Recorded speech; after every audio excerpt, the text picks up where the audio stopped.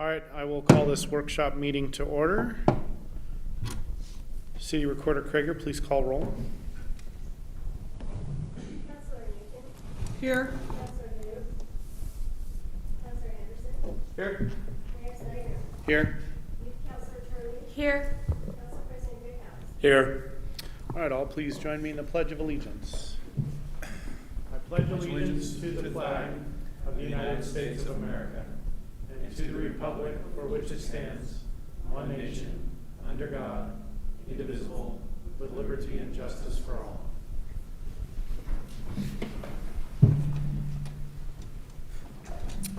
All right, Councilor staff, do we have any non-agenda items? Staff have none, Mr. Mayor. No. Okay. We'll move on to item number 2 on the agenda, receive municipal court annual report. Supervisor Annis and Judge O'Brien, welcome. Good to see you both.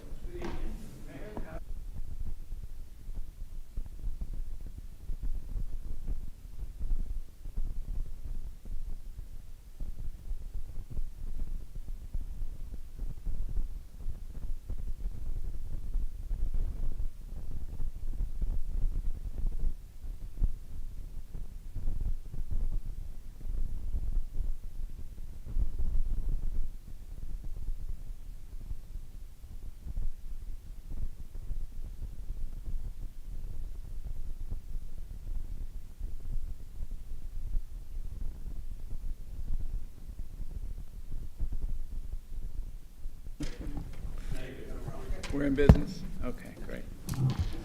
I think most of you know Brenda Annis, who is our court operations supervisor. She's been with us for 21 years. It's been my pleasure to work with her during that time. And she's joining me tonight to deliver our report. I'm going to go on to slide 2. Yep. We've included a section on court goals and judicial philosophy that's pretty similar to what we've done in the past for any of you who might recall the previous presentations. In addition to what I've written here, which is basically statutory, and you can find it in terms of the goal of courts statewide, we are a local court, and I just want to add that that gives us a special opportunity to work with local residents and hear them, give them an opportunity to be heard compared to a much larger court like Circuit Court in Hillsborough or Multnomah County Circuit Court in Portland. We did a survey some years ago, and only about less than a third of the defendants coming into the courtroom are targeted residents, actually based on area codes. It's a very rough approximation. We haven't attempted to update that. It wouldn't surprise me if the percentage of local residents has gone down a little bit. But we do view ourselves primarily as a local court whose function is to accommodate local residents, even if they're not Tiger residents, they're from this area typically, and make sure they have an opportunity to be heard, and we want to make it a learning experience for them so that they go through the process with minimal trauma, and also that they learn something and will not be likely to come back and see us again, ideally. Let's go on to slide 3. Okay. In terms of determining sanctions, it's very much established by state statute, the range of possibilities in determining fines. There are 4 levels of traffic violations, A through D in Oregon, and the amount on the front of a citation is set by state statute. For example, on a B violation, which we probably will be seeing more of once photo red light is operational and we start receiving citations, the amount on the front of the citation will be $265. However, there's a range of possibilities below and even above that. There's a maximum fine of $1,000 on a Class B violation, although I would say it's extremely rare for any court in Oregon to impose that maximum fine, absent some really serious aggravating conduct. There is also other factors that I consider in determining fines. Like every other judge, I look at a driving record. Like insurance companies, I intend to put the greatest weight on the last 3 years of the driving record, although typically we have a record that goes back quite a bit farther, especially with more serious violations. We also, both at arraignment and at trial, consider mitigating and aggravating circumstances. And the mitigating circumstances typically include, as I say, the good driving record, and also any information that the defendant wants to offer about lack of intent. And sometimes we will hear mitigating information from police officers as well. There are some enhanced penalty situations that I just wanted to quickly mention that are also mentioned in my written report. They include school and work zone violations where the fine's double. There's a traffic safety corridor. There's actually one for truck safety that goes through Tigard on Interstate 5. There are enhanced penalties for certain kinds of crashes, and also for very high levels of speeding over 100 miles an hour. I think the maximum speed I've seen in this court was 126 miles an hour on a motorcycle, and that was probably 10 years ago or more.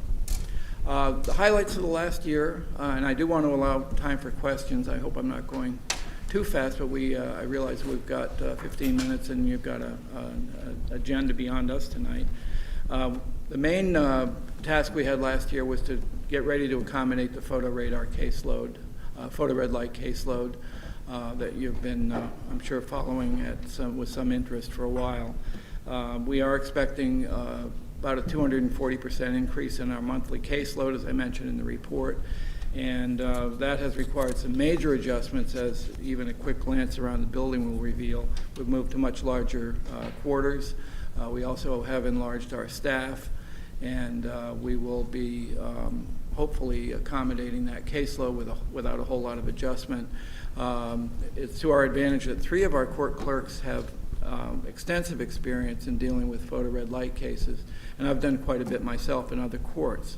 So we have that background of experience, and Brenda deserves a huge amount of credit for her attention to detail and careful planning of this process. She's also shown great flexibility in adjusting to the changing schedule for implementing photo red light. We had to be ready, and we realized there are factors beyond the court's control, factors that are very difficult to predict when we're dealing with so many variables. So I want to give Brenda a due amount of credit for that, all the preparatory work she's done. Let's see, I just want to make a couple more comments about some of the administrative improvements we made. Because we had a relatively low caseload, down about 7% last year, we had an opportunity to both adjust for the oncoming flood of anticipated cases from photo red light, and that has given us a chance to include imaging software in our administrative tool bag. That'll allow us to become essentially a paperless court. And we have a bilingual clerk who has translated documents into Spanish. I have a couple examples here. This is our trial brochure that we hand out. We've had it in English for quite a while now. It's available to Spanish-speaking defendants. We also have a list of pleading options in Spanish and English for defendants, and many of our forms are also available in Spanish for handing out to Spanish-speaking defendants and witnesses. I've continued my Cityscape column, which I've been doing for 13 years now, and like the police department, we tried to upgrade our operations in terms of anticipating photo red light. PD has made some major efforts on its website to provide good information to the public.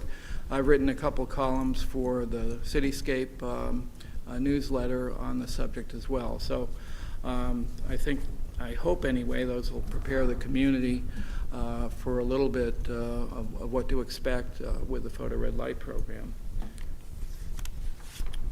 And I want to go on to talk about the caseload just a little bit more. As you can see, we were down, and as I mentioned, we're down about 7% compared to the 4-year average. We also, in addition to the administrative efficiencies I mentioned, we also did a few more interesting things like decorating the court space with artwork from Tigard photographers. So it's a more pleasant place to work for us, and also the public gets some exposure to Tigard artwork. Our 4 most common types of traffic violations, I just wanted to run that by you because you can see that almost 3/4 of our caseload comes from just about four different categories of cases. Speeding has remained pretty stable the last 2 years. Cell phones, and this is pretty remarkable, have tripled since the 2017 calendar year. And in part that's because the 2017 legislature adopted a new law, much stricter, raised the level of violation from C to B, and imposed some other requirements that I'll mention in just a second. Traffic control devices, interestingly, have gone down by half, and of course we expect that at some point this year to change fairly dramatically as we move toward photo red light. Finally, as I mentioned at the beginning, we take traffic safety very seriously, and including the opportunity to educate the public about traffic laws in Oregon, the Tigard Municipal Code, and give people an opportunity to participate in diversion if they've had a clean record for the last 5 years. And this program was authorized by council, I think I couldn't remember exactly, maybe you can remember, Brenda, 2016? I was thinking 2016. I think we started it by council resolution and has continued pretty much without change, except for one thing, and that is the cell phone law. We can no longer offer the opportunity for dismissal to cell phone defendants. Under state law, it's very clear that if they take a class and do that within 4 months, pay the cost of the class, they can have a discharge of their fine. The fine is waived. They don't have to pay anything, but the conviction goes on the driving record. In fact, under that law, a second offense is a higher level Class A violation, $440 fine. A third offense is a Class B misdemeanor. So it escalates very rapidly, and hopefully that has gotten a lot of publicity, and that will have some impact on driving behavior. We have found that it's a very popular option for people who get cell phone violations. I'd say most of at least in the courtroom, hardly any defendants turn down the opportunity to avoid payment of the $200 fine. They take the class, and of those who take the class, we have a compliance rate of about 80%. If they don't comply, of course, the conviction goes on their driving record, and they have to pay the fine. Okay, last slide. Administrative efficiency. Oh yeah, I'm sorry, I skipped It's okay, you don't one have a part. slide for it. Okay. Just a few more things administratively, and I thank Brenda for reminding me, because this has been her baby more than mine. We have done a lot of purging of electronic files to make it possible to comply with the records retention schedule and make operations more efficient. Bankruptcy proceedings, we do have a certain percentage of defendants who declare bankruptcy. Some traffic fines are dischargeable under Chapter 13 of the Bankruptcy Code. Others are not. That's a responsibility really of a collection agency to administer now, and that takes a lot of pressure off staff. And did I characterize that correctly? That was great. As I said, we organized the new office space, and there was another constraint in that as well, which is I refer to it as CJIS, and I understand that means the Criminal Justice Information System has certain requirements that Brenda's very conscious of that are kind of in the background for me about the storage of records and access to the court area. And did you want to add anything about that? No. Okay. I think that we've worked hard over the last year to make sure that we're in compliance, and again with Mike Nolip and everything, for the city overall, it's been a big deal. But once we started talking about getting the programs underway and everything, and we didn't want to have to redo something that we just did, so we worked hard to get it under CJIS compliance. And finally, because of the decline in caseload, as I mentioned, we've had the opportunity to streamline our administrative procedures and make the process more efficient. We've had new staff, and we've been able to bring them on instead of plunging them into a photo red light caseload. We've been able to ease them into the workload and get them accustomed to. I think not all of them have worked with our court software, which is Full Court. So we've had the opportunity to familiarize them with that as well. We've been screening collection files and also assisting other departments. Yeah. I don't know if you want to add to anything. That Yeah, I we've just had an said. opportunity for some of our people, especially Tina, who was in our department, who is no longer, but she's moved over to the Permanent Center to use her Spanish skills there, but she was able to go ahead and she and another one of our employees were able to do some not very exciting work helping other departments, and then some other more exciting things, and especially use her Spanish capabilities to help with other departments, and as well as getting our website current, and pretty much everything we have in English on the court website we have in Spanish, so we're pretty jazzed about that. Finally, in terms of staff development, I wanted to mention that it was my honor to be elected president of the Oregon Municipal Judges Association in September. But a few weeks later, there was a bill in the legislature, which is a successor to one that we told you about last year, that would eliminate the ability of courts to suspend driver's license for non-payment of fines. So the organization has been struggling with how to respond to this, whether we do it as an organization or as separate courts.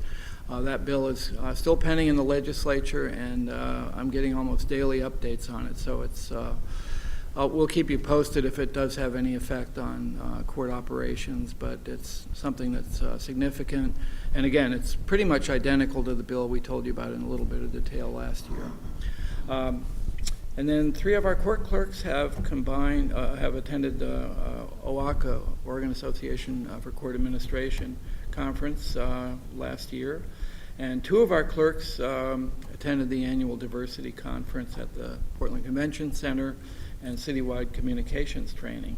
And just to go back for a concluding comment on House Bill 4065, the one I mentioned, we have about 83% of our defendants who receive citations are brought into compliance one way or another, either by coming into court, going to trial, sending in their payment, pleading no contest. The other 17% are subject to that suspension process potentially. So that could affect a relatively small portion of the caseload. It would have a much bigger effect on the smaller courts around the state. By smaller, I mean small town courts, much smaller than Tigard. So we're monitoring the potential impact on Tigard. It's still unclear where that bill is going, but as I said, we'll keep you posted. Be happy to hear any questions here. Well, so on that bill, let's stay on that for a moment. Do you have a position, or does the organization that you are now the president of have a position on this? Well, it sounds like from the council perspective, we would say anytime the state is taking sort of local control away, we generally oppose that, but just curious.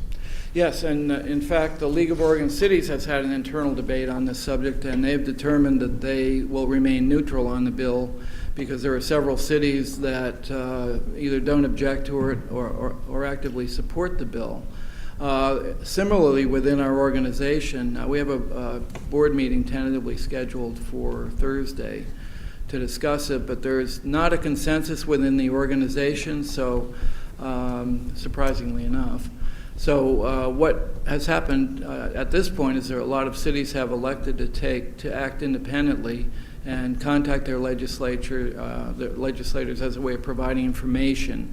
There's a lot of inaccurate information that the legislative committee, it's been the Judiciary Committee in the House, has been dealing with, and we have an opportunity to correct that information and supplement it.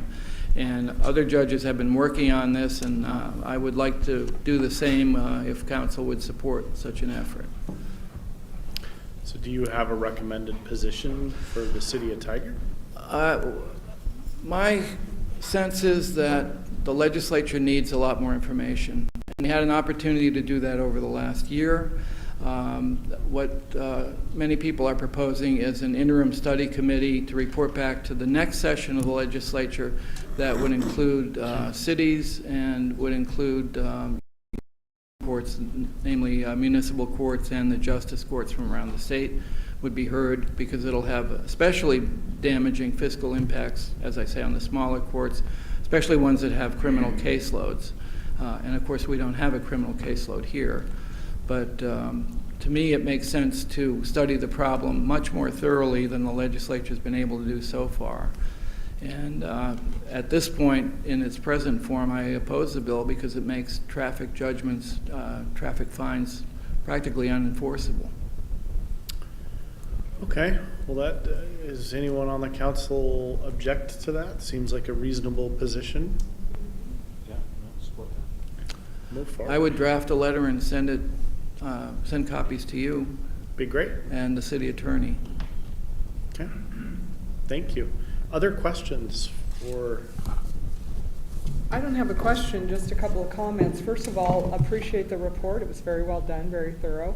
Thank you. And having worked with the two of you, I appreciate the reminder about the court's philosophy and the emphasis that we have on educating. I should move this closer. Educating folks, because I know your philosophy is you hope you never see them again, that they Yeah. learn from their mistakes and we can make a correction there. And I also have to say, thanks to Brenda, having worked with Brenda, she's very detail-oriented, and I know she was probably the right person to get this photo red light court whipped into shape. So appreciate everything you've done. Thanks. Absolutely. Thank you. Here, here. anything else? Congratulations on becoming president. Thank you. Well. Yeah, I Sounds like a great year Still for catching it. my breath, and yeah, a great year for it, exactly, right? yeah. Just something Maybe to no one do. else wanted it, you know. Something to do. All right. Any other questions or comments? Thank you very much. Thanks for your time. Thank you. Good evening. All right, next item on the agenda is item number 3, receive a presentation on information technology strategic plan. Mr. LaFrance and Mr. Nola.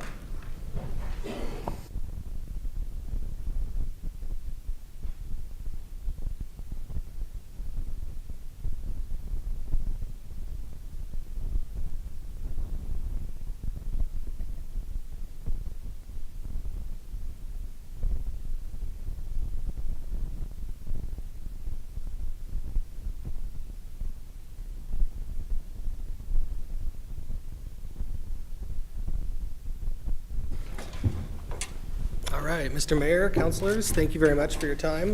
Mike Nolup, IT Manager, and I've got. Toby France, Finance and Information Services Director. So this is the first time that you've heard an IT update from us and talking about IT strategy. So I really appreciate the time to talk with you on this. This is something that it'll be kind of fun, hopefully, right, to get you guys up to speed on our IT processes. We are excited. Yes. The question is why, though? So a lot of city initiatives, a lot of departmental projects are coming at us full steam, and you are going to see some action from that in front of you guys in the future, whether it's decisions on software packages, staffing, FTE counts or increases to support some of these decisions. So giving you this update is going to be hopefully a precursor to some of the things that will come along the way. So what is IT? So this is your typical IT, kind of a roadmap here with IT management, databases, data centers, programming, tech infrastructure, just a cute little thing of what people think IT is. The IT here at Tigard is a little more diverse and a little more dynamic than just some programming, some security. So for Tigard IT, we have 11 FTE under the IT department. 4 of them are dedicated to GIS and mapping services, also the data and analysis that comes with that. 3 staff, 3 FTEs are for networking and security and what I would call our tier 3 help desk support. And then we have actually had a 1 FTE position where a year ago we did a proof of concept and contracted out with Bridge Tech, a local Tigard company, for our tier 1 and tier 2 end user support. So far that has gone very well. It's just like any new employee, it takes some time to get people up to speed. This is a company that has 12 to 15 people to help us out. But we've been experiencing good results both from the IT perspective and the end user support. We've got 1 enterprise application support person, Vincent. He does our Office 365 and collaboration services. So we've chosen Office 365 as a technology platform to enhance collaboration, interdepartmental, external collaboration services among the city. Then there's a new project management office and myself, which is kind of the coordinating role to help guide things, help move things forward, do the innovation, and that brings us to our total IT staff. So this is a slide that we just talked about a lot of the different aspects of it, but GIS and mapping, secure, consistent data centers, end user and customer service focused. and citywide departmental process. That is it in a nutshell, with about 100 different items under each category. So we've had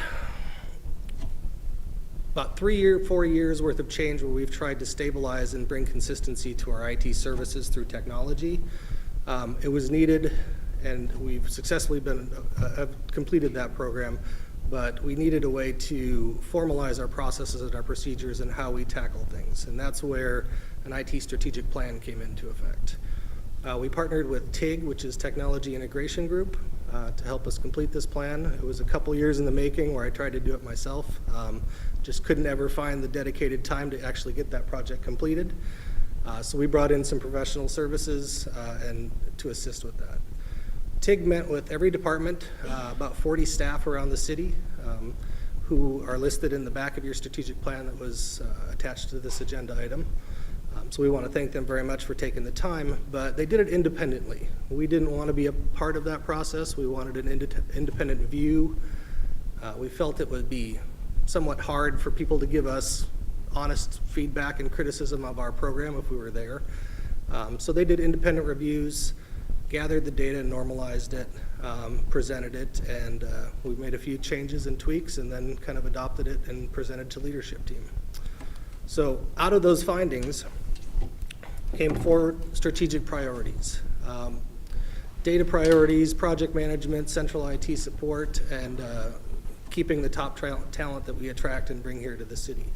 So diving into those, the first one is the data-informed decision-making. And apologize if I call it data-driven decision-making. That's kind of an IT term, so I've been, Toby's corrected me many times on the data-informed part of it. So I rate our organization as data-aware. I would say that some, potentially, of our departments are at the data-guided level. But for being data-aware is where our systems are siloed. They're all independent systems, best of breed, and they're not talking to each other at this point in time. So you could analyze the data as long as it's in your one system, but when you have to analyze data from a different system, we don't have those integrated capabilities to do that. So we've come up with a plan. Data informed is a kind of a 3-phase approach that we're looking to tackle. The first one, which was passed in Q1 supplemental, is the discovery phase. So what does this really mean to us in Tigard? What does it mean to the leadership team? What does it mean to department heads? And then line managers that are going to use this staff. It's going to be a different set of what does this mean for every level of the organization. So we're going to bring in a firm to help us figure this out, to partner with us, figure out where data is, what it means, and then also, excuse me, are we collecting the right data, and what other additional data do we need to collect in order to meet the decisions or the questions that we're asking ourselves. Phase 2 and Phase 3 build on that, so it would be taking the information from Phase 1 and the recommendation on how to build a program and implement it and report on that. So that takes time. We're in that green phase, which is the Phase 1, trying to figure out where we are at and how we do it. That part of it will help us build a program, and that will also help us identify the resources, whether they're financial or staff resources that would be needed to make those decisions and make the program happen. So Phase 1 will start hopefully in April, probably take 4 or 5 months, followed by an implementation phase where we gather that data and can act on it and then report on it and make decisions. A unique opportunity has come to us. Recently, Public Works went through an asset management system, one of our enterprise systems replacement project, and they have issued a full RFP.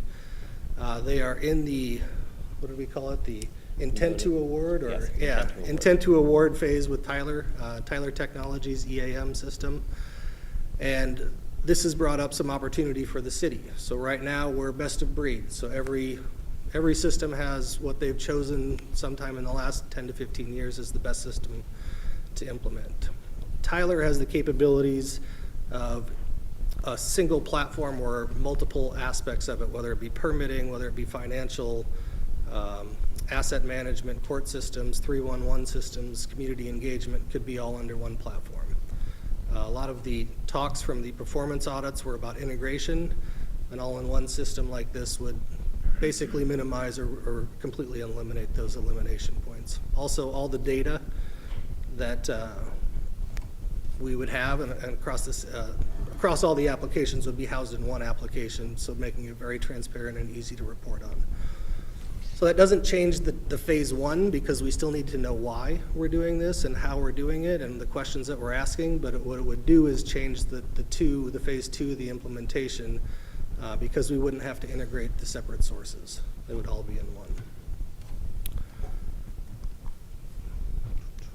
PMO, so leading into that, asset management's an enterprise system. It's a very large forklift upgrade. And we needed some resources to be able to manage and identify, create the business processes of how that would all happen. So we have brought in 2 project managers / business analysts. Kelly and Jeannie came to us from the private sector. They're very good at running projects. They're very good at digging into business practices and aligning them with technology. And so they're being tasked, they came in December, and they're setting up the processes and standards of our project management office. Part of that is creatable equitable scoring and systems and procedures that all IT projects citywide would face, whether they're enterprise or departmental projects, so that they can be scored and ranked. Why we do that, right now we have 43 projects in the queue for the next fiscal year, which is a lot. We're seeing a high load of project volume, and that will, we need a way to score and rank and decide, because we can't do 43 projects next year. So this is a quick project life cycle that Kelly and Jeannie will walk everyone through, from intake to project work and wrap up.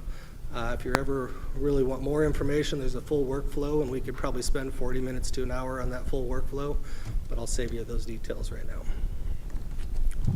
Another part of it is scoring. So when an idea or a process comes to us, how do we effectively and efficiently but fairly score those systems? And so we came up with this matrix that is adjustable by city initiatives and city values as they change throughout time. So maybe we find ourselves in a financial flood of money, and finances is not a big issue. We could drop that weight down and talk about process orientation. So as things change throughout the city, we can ask the same questions, use the same process, and score it. Where you're going to see low effort, high impact in that upper right-hand corner, or I'm sorry, upper left-hand corner, those would be projects that we would really want to take on and act. They're pretty easy to implement, and they affect a lot of people. The ones in the lower quadrant are, low effort, low impact, so probably fill-in projects for us. As time allows, they're probably shorter projects, departmental level. The ones where we really need analysis and decision-making is going to be in that upper right, where they're really high effort, really high impact projects, more enterprise systems, full websites, financial systems, ERP systems, like that. So the third priority is structured IT services. And this is probably what most people know as IT in general. So this is our nuts and bolts daily operations. We talked about contracting out help desk support. We're also evaluating the role of IT and hopefully changing IT from being a reactive environment to a proactive and a leader. We're looking at enterprise application support roles. So with this Public Works asset management system, approved in the budget this year was an FTE to actually run that system. This is going to ensure that we're actually fully utilizing those systems, and that we have the resources to make the changes as business changes throughout the course of time with those systems. Also in the police levy, there was 1.5 FTE for data-driven, data-informed, sorry, there's caught myself on that one again. Data-informed decision-making, which is going to help for the data analysis. We also have 2 to 3 dozen programs that are run and administered by police themselves. So that means we have sergeants, lieutenants, commanders actually running, maintaining, creating users, making system decisions, and we would have a systems administrator do that instead. Service catalog is how we organize our work, what programs it is, and what level of service. So a payroll system, while it's critically important and has a lot of legal obligations to it, is probably going to have a different SLA than the library automation system, which is very important to the library system, but probably doesn't have the mandates along with it. So As we identify each system and each IT component that we provide for the city, we'll associate a service level and work with the departments on what level of service agreement is necessary. ITIL is the last one. That's kind of the standards, international standards for how to run IT shops. Think of it as CJIS for the police. Think of it as GAP for accounting principles. It's just standards and procedures on how to run IT. With this, this isn't meant to be read. But this is ITIL and where things fall into the buckets, but this just kind of shows that there are clearly defined paths. Security is some of them, system support, end user support, how we redesign, how we re-implement projects. So the final initiative is attracting and retaining staff. We've had 4 hires in the last 3 months, and they've been very successful. We've got some great candidates from private sector and the government sector. So the key is, how do we grow them as employees, and how do we make sure that they're engaged and want to be at Tigard as long as possible? So right now, we're going to work with HR department to develop career paths within IT and plan and resource appropriately to reduce the burnout and fatigue that comes along with that. So finally, how does all of this fall into the work that we're doing? The recent performance audit and the recommendations that came from that, we can directly relate 85% of that to one of these IT strategic plans, most of it being in the data since it is performance audit related. But a lot of it is process and integration controls and other components of the centralized IT systems. Again, we stated we have 43 IT projects on the books. There's probably more coming. I would say year after year, we've been trying to get more ahead of the game so we know and can pre-plan. I'd say this year we might have been at 50-50, where we had half of our projects pre-planned, half of them came throughout the course of our goal with project management office is in 2 to 3 years, maybe be at 85% pre-planned and then 15% emergencies. So again, the project managers have to help us whittle down these 43 projects into manageable chunks. If you think of them like t-shirt sizes, small, medium, large, XL, we might be able to do 2 XL projects and 5 small projects along with that. Also depends on how many enterprise systems we're replacing at one point in time. And that's kind of the fire hose treatment. We've got a few upcoming projects for the next 6 months. Communications platform is what I like to call it, but it does include a website redesign.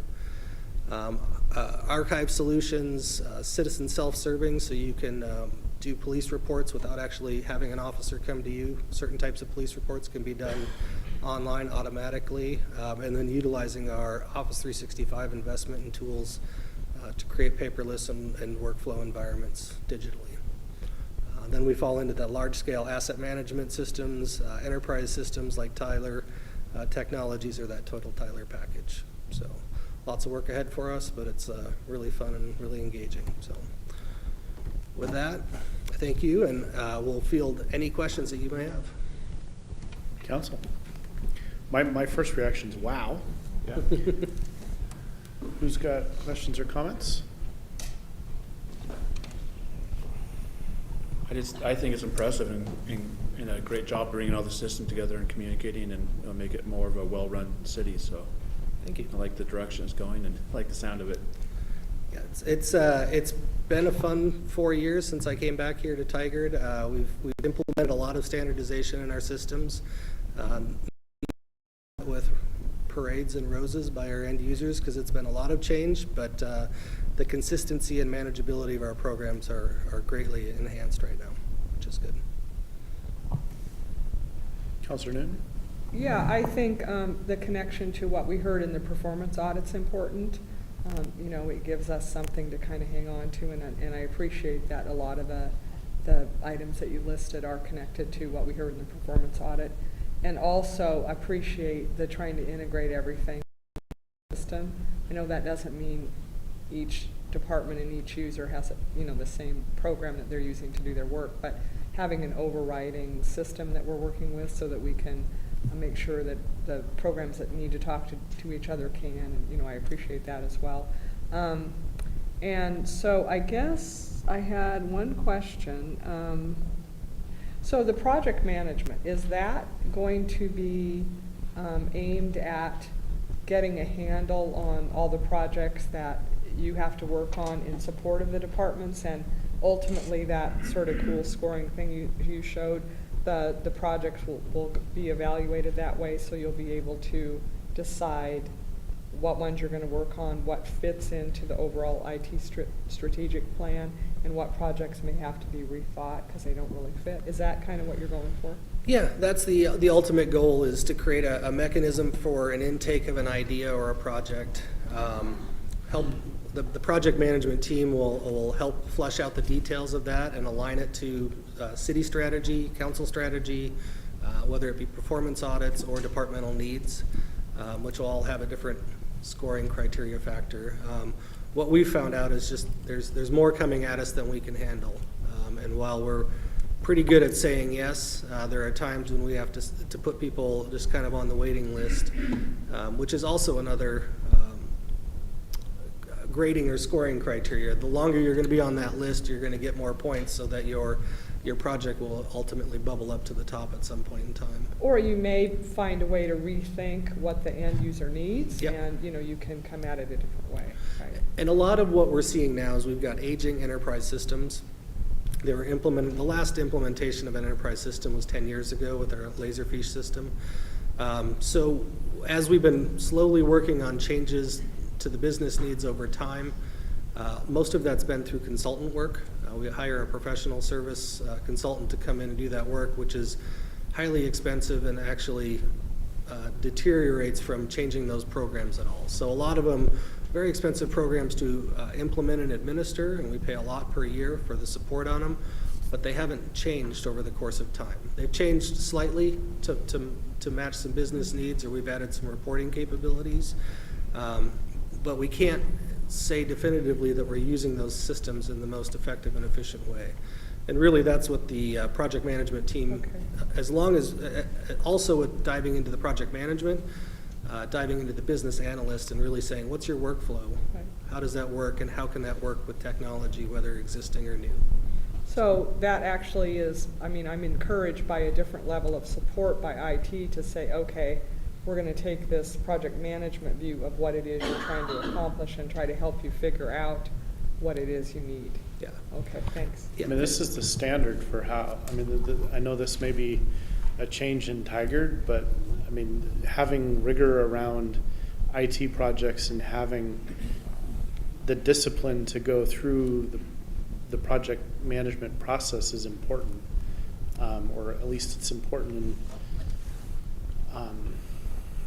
for-profit entities, and I think it's an area that, it's a good practice period, but I'm glad, and I guess I just want to comment and say that I'm glad to see that we're going to be applying that discipline and rigor more directly to every project.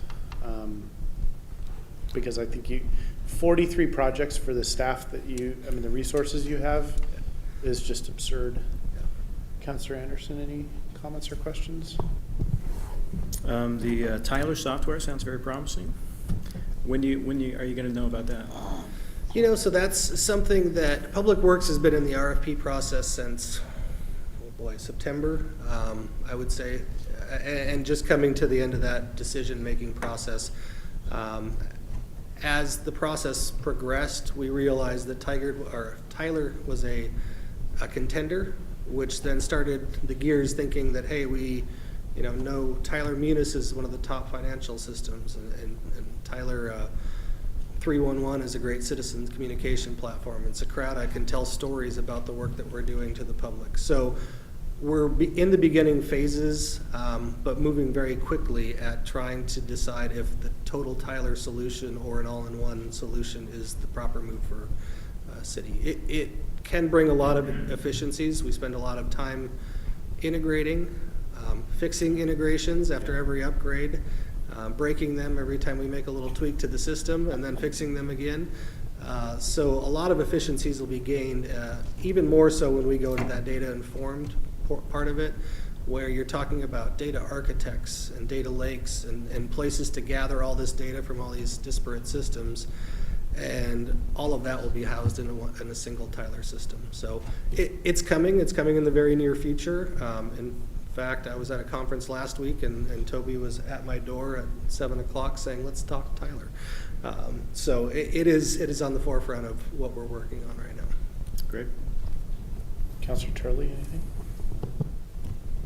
Anything else? Thank you both very much. Thank you. Thank you. Appreciate it. And I assume we'll be getting somewhat regular updates. You can have them as frequently as you'd like. I'm happy to come. Yes. Right, one after the first phase? Yeah, absolutely. So the data informed part of it actually, the consultants we met with last week that we will potentially end up going with, it'll be probably involving this group a little bit on, some of the preliminary meetings just to get some of your wishes out of it, but then also a presentation as what the findings are as well. So, yeah. Thank you very much. Thank you. All right, next item on the agenda is discussion of redevelopment of city facilities. I'm going to ask the staff and presenters to stay seated just for a moment. We did have a request from a member of the public or a couple members of the public to address us on this, and I'm going to allow that. So in less than, you got 3 to 4 minutes, Mr. Shavy and Mr. Henderson, come on up. We are ready for you.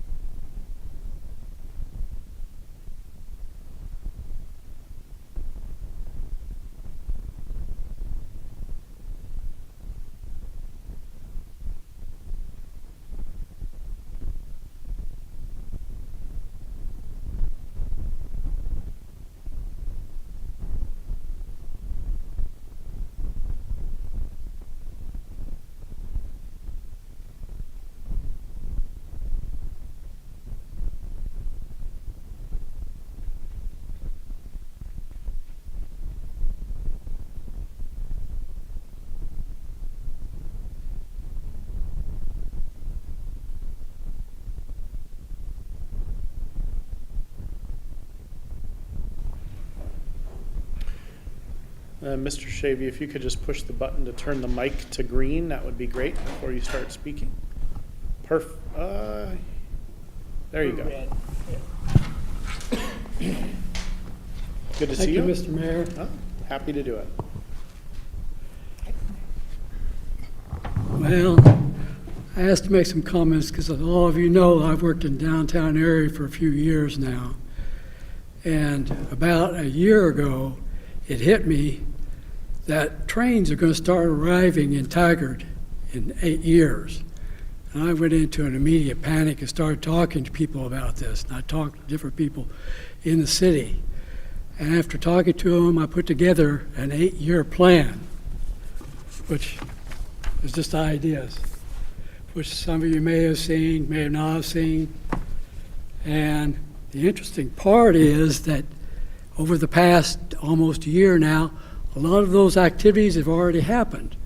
And that's because we've got a very active council, and I want to salute you on that. I think you're doing a very good job.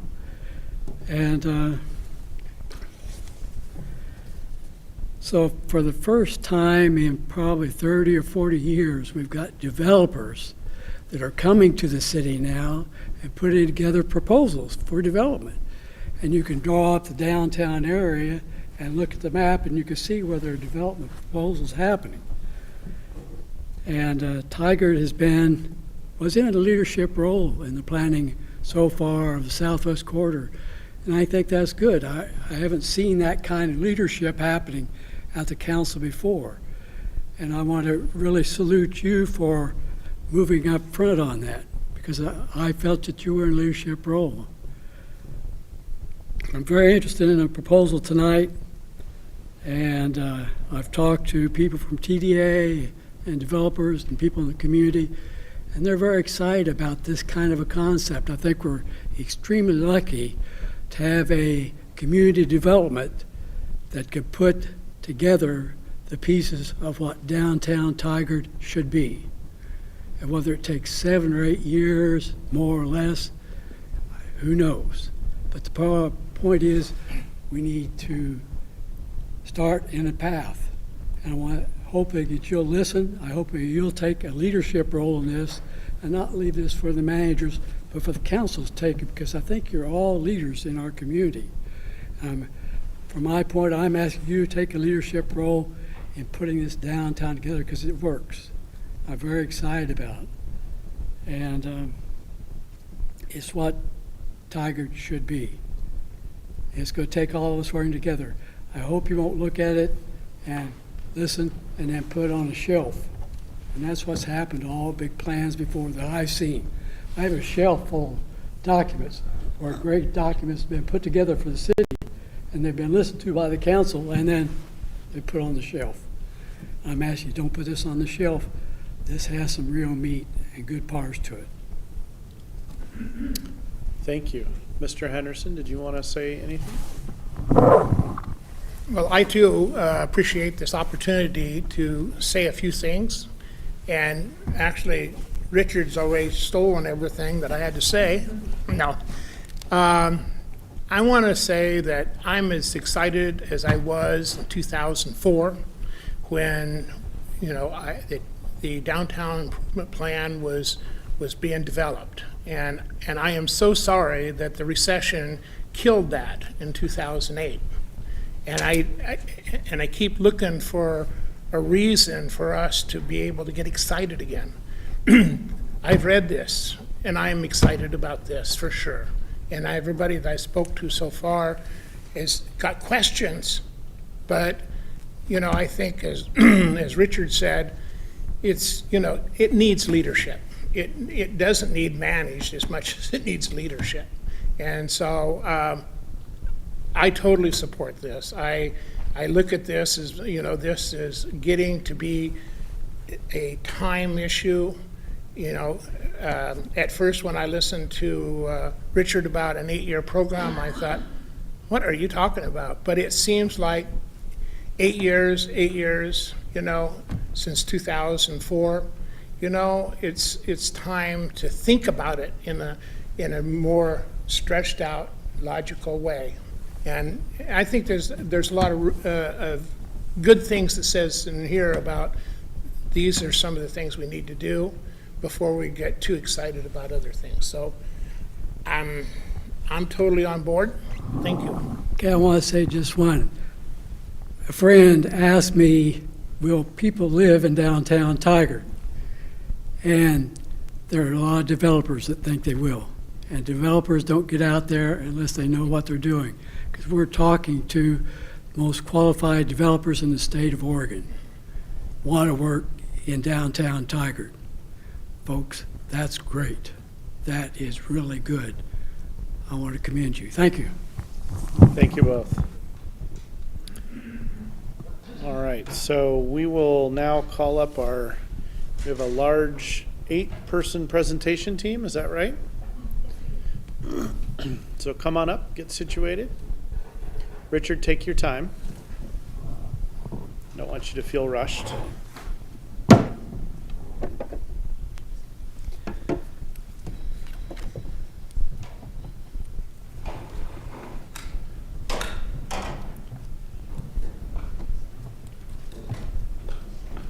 It looks like once everybody gets seated, introductions may be in order, because I'm not sure everybody knows everybody.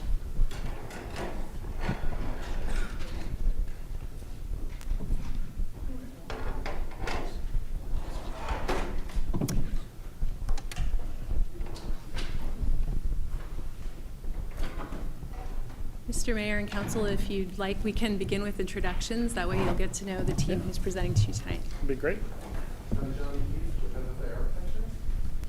You need a microphone.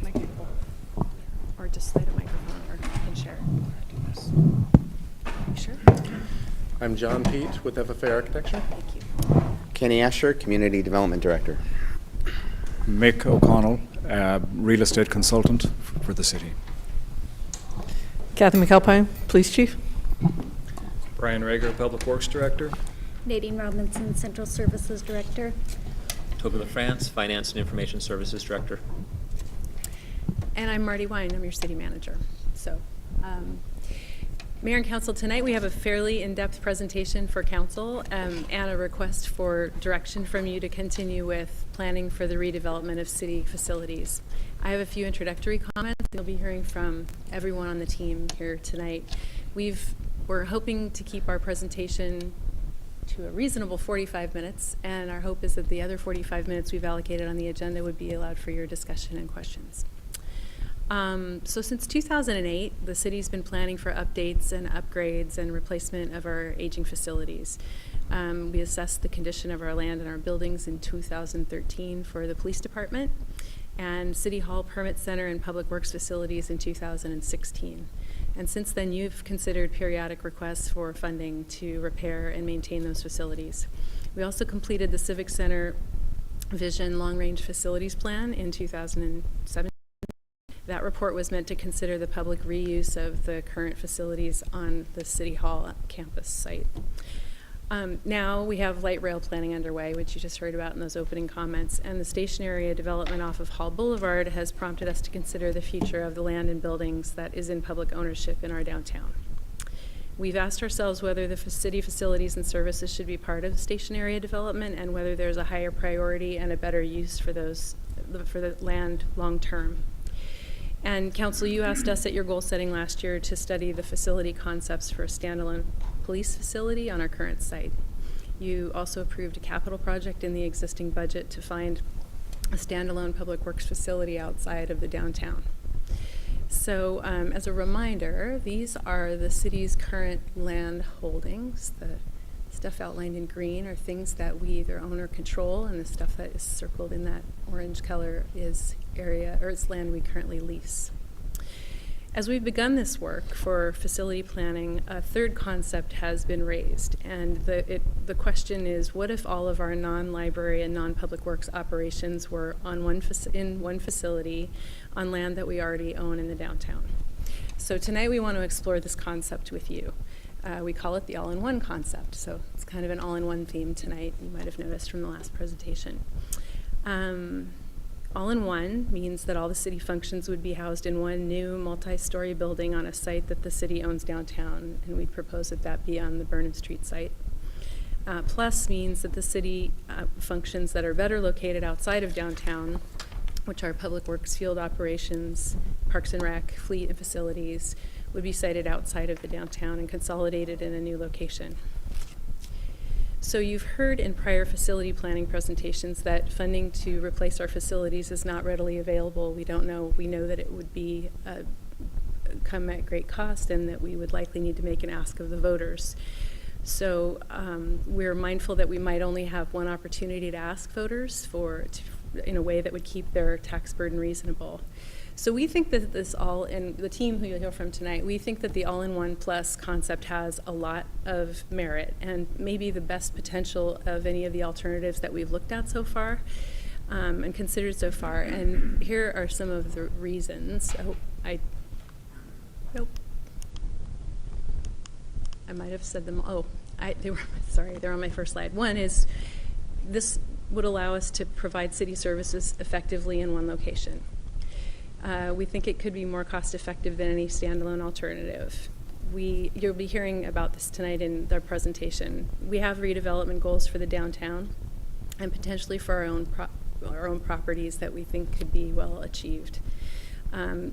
We could make the best use of land that's publicly owned in our urban renewal area and potentially accomplish more city objectives and achieve public benefits than we've considered so far. So I think what you're going to be hearing from the team are a long-term option that gets many of our current facilities challenges addressed. And so what we're asking, I'm giving you a preview of the recommendation, but you're going to be hearing all the dimensions of this concept tonight. What we're going to be asking of you tonight is that you direct us to stop planning for standalone buildings in downtown and pursue the feasibility of this all-in-one plus concept. This would involve moving forward with a conceptual design phase, and we would accelerate a timeline to find a non-downtown site for public works operations. So I just gave you the really high-level preview of everything that you're about to hear, but we're going to dig into the dimensions of this, learn what we've been learning and studying for the past few months. we're going to share with you more about the concept, remind you of the existing conditions of our facilities. What you're going to be hearing throughout that is an illustration of what we believe is the need, the vision for downtown and urban renewal agency and how this concepts fit within it, the potential for future redevelopment and how that potential looks, what the building program would look like, and the funding feasibility and timing. And for the green light to continue with feasibility planning for this concept. So I'm going to turn it over to the team.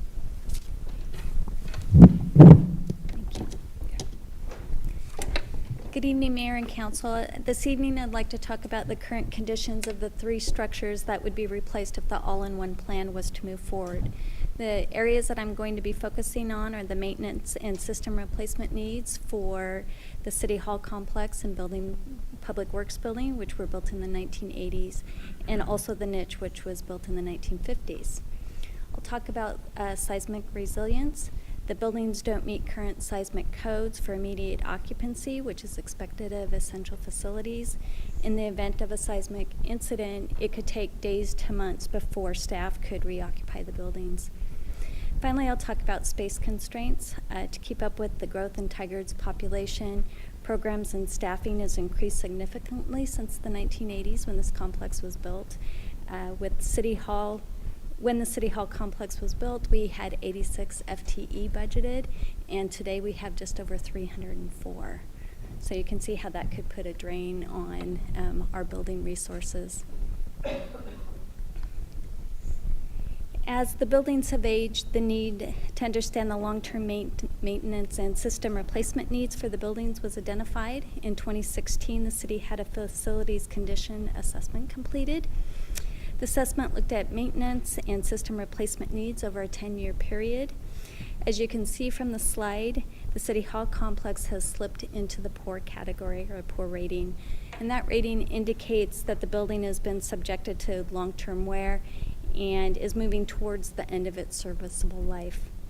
The Public Works and niche buildings are both in the good category, and if the repairs and replacements are done in the time frame that was indicated in the report, should remain in good condition during the 10-year period that was forecasted. I did want to point out that the report was really specific, that the projected costs that they had given us assumed the work would be done in-house, and that they were the best estimates based on that time period. Since then, the city's had a consultant factor in variables such as using contractors, cost escalation, and for some of the larger repair projects, being able to rent temporary space for staff so that the projects can be completed more efficiently. And the consultants determined that the replacement cost could be as high as $18 million over that 10-year period. In addition to the concerns about the facilities aging and increasing repair costs, the seismic condition of the buildings is a significant concern. Essential facilities such as police departments are built to allow immediate occupancy following a seismic event, and a 2013 Tier 1 assessment of our police facility found multiple issues that prevented it from meeting those standards. Additionally, the consultant noted that it wasn't meeting current occupancy code because it lacks anchoring between the roof diaphragm and the masonry walls. In a 2016 preliminary seismic assessment completed in conjunction with the MWA long-range facilities plan that Marty had referenced earlier, the report indicated that the City Hall and Permit Center would sustain mild to moderate damage in a seismic event, and again could take several days to months to reoccupy the building. For us to fully understand what requirements we would need to meet to bring our buildings up to seismic codes for essential facilities, a more in-depth assessment would need to be completed. And more recently, the Public Works building underwent a Tier 1 assessment. As the building serves as the city's emergency operations center, the assessment was done to the essential facilities standards. The assessment found that that roof as well lacked proper seismic anchoring to the walls, and that could present a significant hazard. Additionally, it noted the concrete slab will experience settling in a significant event, which could result in damage to the walls and the interior concrete slab and partitions. Seismic strengthening measures to retrofit that building. The seismic, I lost my place, would be estimated to cost between $3.5 and $4 million. As neither the Public Works Building or the Police Department meet immediate occupancy seismic requirements, if there's a significant event, it's likely that the city would not be able to operate out of either one of those buildings and could be challenged to respond to community needs. As I indicated earlier, the number of staff working for the city has grown significantly since the mid-1980s, with growth of over 250%. It's easy to see why city operations are spread over 6 locations. While departments make the various locations work, it does reduce collaboration and efficiency. It can also cause confusion for visitors as they try to locate the department or building that they need. Another challenge for visitors can be parking. Meetings and trainings at City Hall and at the Public Works Building often can bring our parking lots to capacity. Parking in the niche in City Hall on court days, if you've been here during that period, can also be challenging. Our facility staff are currently looking for parking alternatives so that we can be prepared for the additional traffic that the photo enforcement programs will bring to the city. So at this point, I'm going to turn the presentation over to Public Works Director Reiger to talk on more about how space constraints impact their departments. Thanks, Nadine. For Public Works, space has been the main issue for the last 15 years.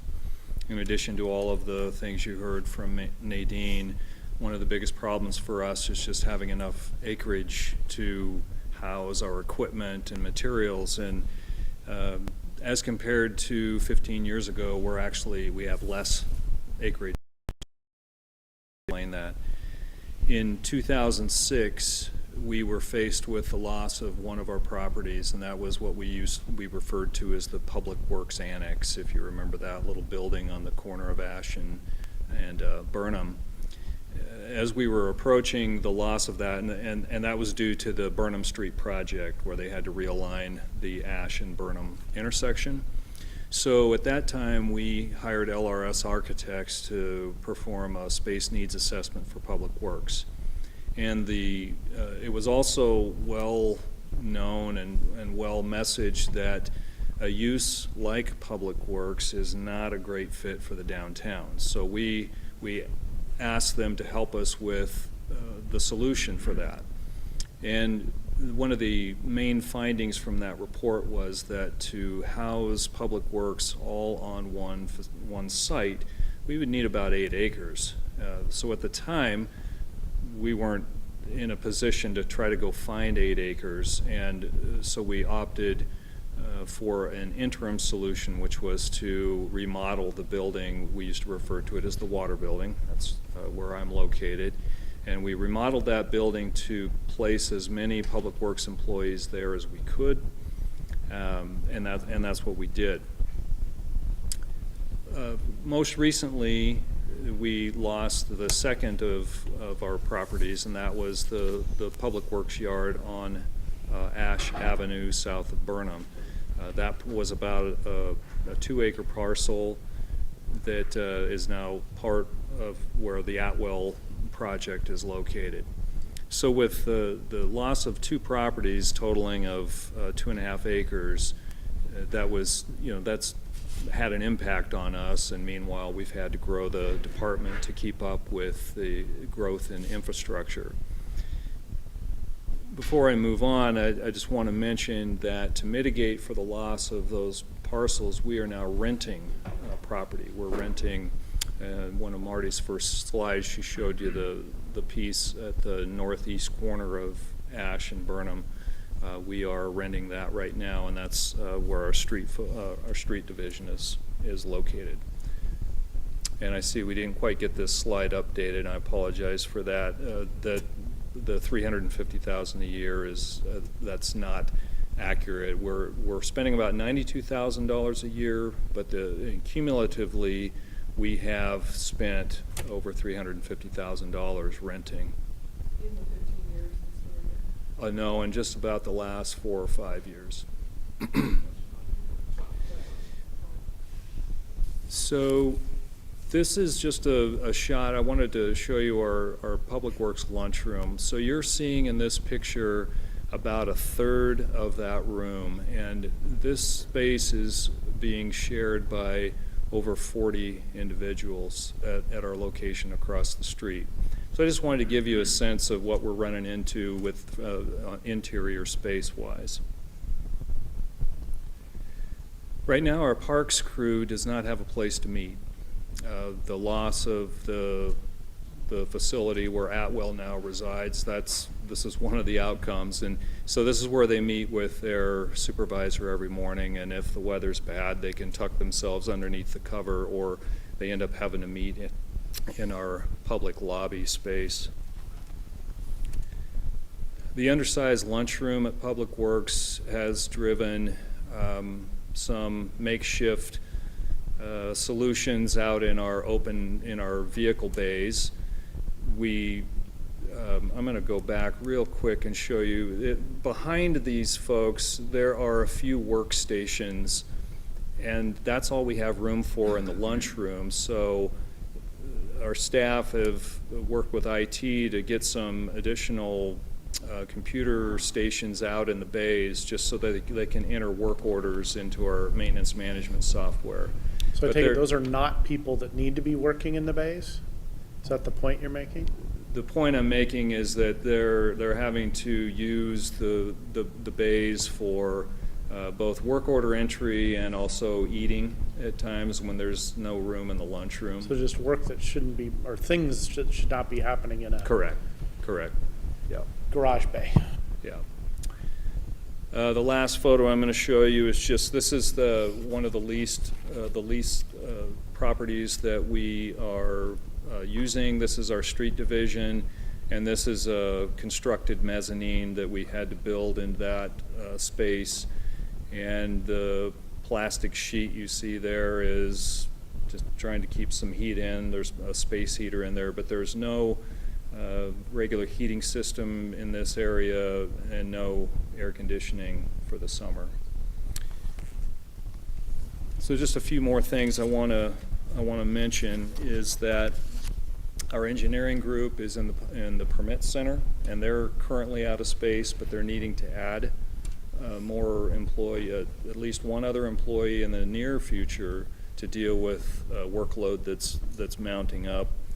And then over at the Public Works site, we're very close to a situation where we're going to have to move employee parking all the way out to the front, in the front of the wall, because we're having some conflict with equipment and materials that we have to store back there.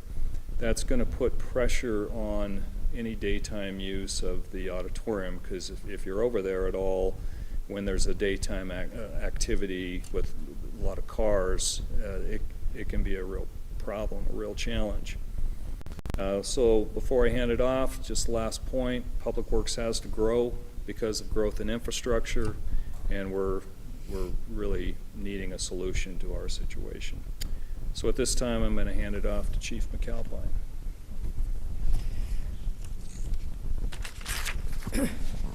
Mr. Rager, I have a really quick question that might be more appropriate for later, but while I'm thinking about it, the all-in-one would have operations at a separate location from, I understand, Public Works Administration? That is the Okay. concept. And that isn't problematic in your mind because it's kind of what you're doing now anyway? You have administration a little bit separated from your crews, so you don't see that as a problem? It's what you'll hear from us tonight is it's the best overall solution that we can think of. Okay. Okay, thank you. Well, I'm just going to go ahead and continue on the same theme that you've heard. Again, on our police facilities issues, this was titled the 5 S's, but Nadine did a great job on covering safety, so I'll bypass that and end with recruitment, retention, and morale. Pictures paint 1,000 words, so I'm just going to go ahead and talk while you look at some of these photos. This is regarding space needs. Today, the department is housed in 3 different buildings of the city complex and also have 3 off-site storage garages totaling about 15,750 square feet. Professional assessments show we need about 50,000, not counting 2,300 more for an EOC. And again, what you're looking at is one of our mods, which houses our traffic unit, community service officers, background investigators, and also a small kitchen and additional locker space and storage. We're also looking at commercial crimes unit is located in City Hall. And then the other picture to the lower left is your gun cleaning area that is supposed to be sufficient for 69 sworn FTEs. Can you clarify what EOC is? Emergency Operating Center, thank you. With respect to service, there is a shortage of available space to efficiently operate meetings, training, property and evidence, records, and weapons maintenance, and locker room space for 85 FTEs with no room for expansion. Unable to provide the needs that are common amenities to our community that are more welcoming and safe, for example, a private area within a very small lobby for officers to talk to victims and witnesses. I remind you that the police department is a full-service agency. While there are officers who work predominantly out in their patrol car, there are support staff, detectives, and command staff that work out of this building full-time in a substandard building. Inefficiencies occur with the property and evidence personnel having to transport from main building to the off-site storage garages on a daily basis. Our commercial crimes unit is housed in the city side of the building, impacting the ability to have ongoing dialogue with our patrol staff and our crime analysts for effective communication. And again, what you're seeing in the upper right is basically our shift briefing is a one-stop shop. We can have our roll calls 3 times a day. We also have it as our lunchroom for officers to take a break. We also use it for anybody who's on light duty that can handle reports, and we use it as a training room. So if one of those things is going on, somebody is getting displaced. In the lobby, as I said, this is also has the public restrooms, and so not only are individuals waiting for an officer to come if they'd like to file a report, but we have city staff personnel that need to use those facilities, as well as our community members that are coming in and out. So at times it's very difficult to have conversations with those who need our attention. And last, again, is our Sally Port. An officer can pull right in, and if they have somebody that they need to hold into temporary facilities, they pull their car in. To the right is where I showed you a picture of our gun cleaning area. And also, we've tried to do a makeshift workout area that you can see is not adequate, any stretch of the imagination. Security. A lack of secured parking means department vehicles and staff arriving and departing are exposed to trespassing, physical dangers, and property vandalism. The recent Hillsborough officer-involved shooting is an example of that unsecured place. Several incidents through the years have occurred where staff were vulnerable and unprepared to protect themselves within the unsecured building perimeter and parking areas. And why I'd like to call out that we had additional fencing, as you can see, it wasn't able to fence the entire area. And so we have limited some access, but it's still very vulnerable to many people who choose to walk through that area. And then our standard needs. The lockers for the female officers are now full, I would say overflowing. Accommodating more female staff is requiring us to consider disparate alternatives. Currently, some female officers have given up their locker to allow others to use them. Up in the upper left is 12 lockers in the females' locker rooms. We have 14 sworn, and we have 15 non-sworn. And so you can imagine there are many who are either in the mod, maybe in records, or don't have a locker space. Currently, the building is not within the guidelines of the State Patrol identified for CJIS, as you heard earlier, Criminal Justice Information System requirements, specifically for secured site parking and access around the building from the public, but also from city employees. And again, when your vehicle is out there, you have to make sure either your laptop is taken out so that somebody cannot come in and see protected information on a laptop that you would not have to worry about with a secured parking facility. The upper right shared lockers in the mod, again, is at capacity. And then the women's locker room, there is a single toilet to accommodate all of us, or we choose to use the public access or other parts of the city. And last, I would like to end with the recruitment, retention, and morale. All across the state, everybody's fighting for the same personnel for hiring. And so when you look at salaries and benefits, the other thing is your facilities. What is going to attract people there? And there are many, many police agencies in the state of Oregon that have had new facilities, and rightly so, that have those locker spaces, appropriate workout facilities, and those meeting and gathering spots. And so when people are getting basically to pick and choose, those are things that that it's hard for us to recruit when we show our facilities. And last, it's no stranger, when I got here almost 3 years ago, they heard about a building almost 10 years ago. And so the morale is pretty low when it comes to the building and the expectation that anything will happen during their career. With that, I will turn it over. Thank you. Really quick question, Chief. At some point, not necessarily tonight, but I'm really interested, it's occurring to me, we're spending a lot of money that maybe the public isn't aware of to rent things, and we've got needed maintenance pent-up demand. Would you be able to give us a number on what you're spending on renting facilities for evidence? And I don't need it tonight, but I think it's going to be important to get a full picture about how we're trying to accommodate the needs we have by renting facilities off-site. So that would be helpful. Yes, and I will say, at least in the coming up to my third year here, we have seen double digits increase every year in those rental facilities. And so the cost has just gone up every year. But yes, I'll be happy to provide that. Okay.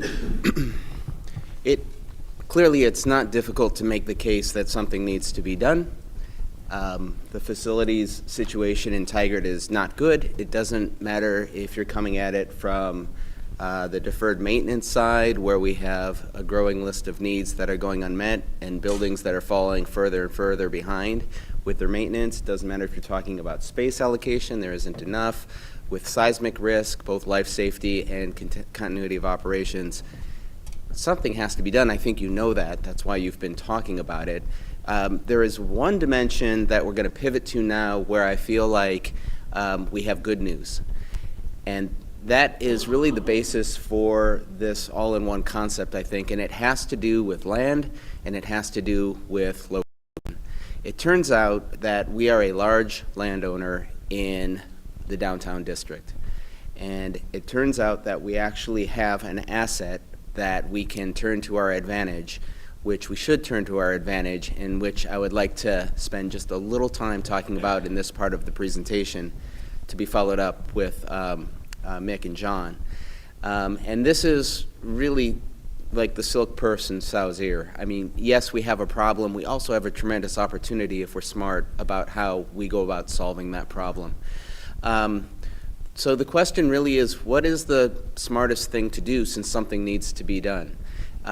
And I think we all believe, as I'm sure you do too as counselors, that question can be reframed as, what can we do that has the greatest public benefit?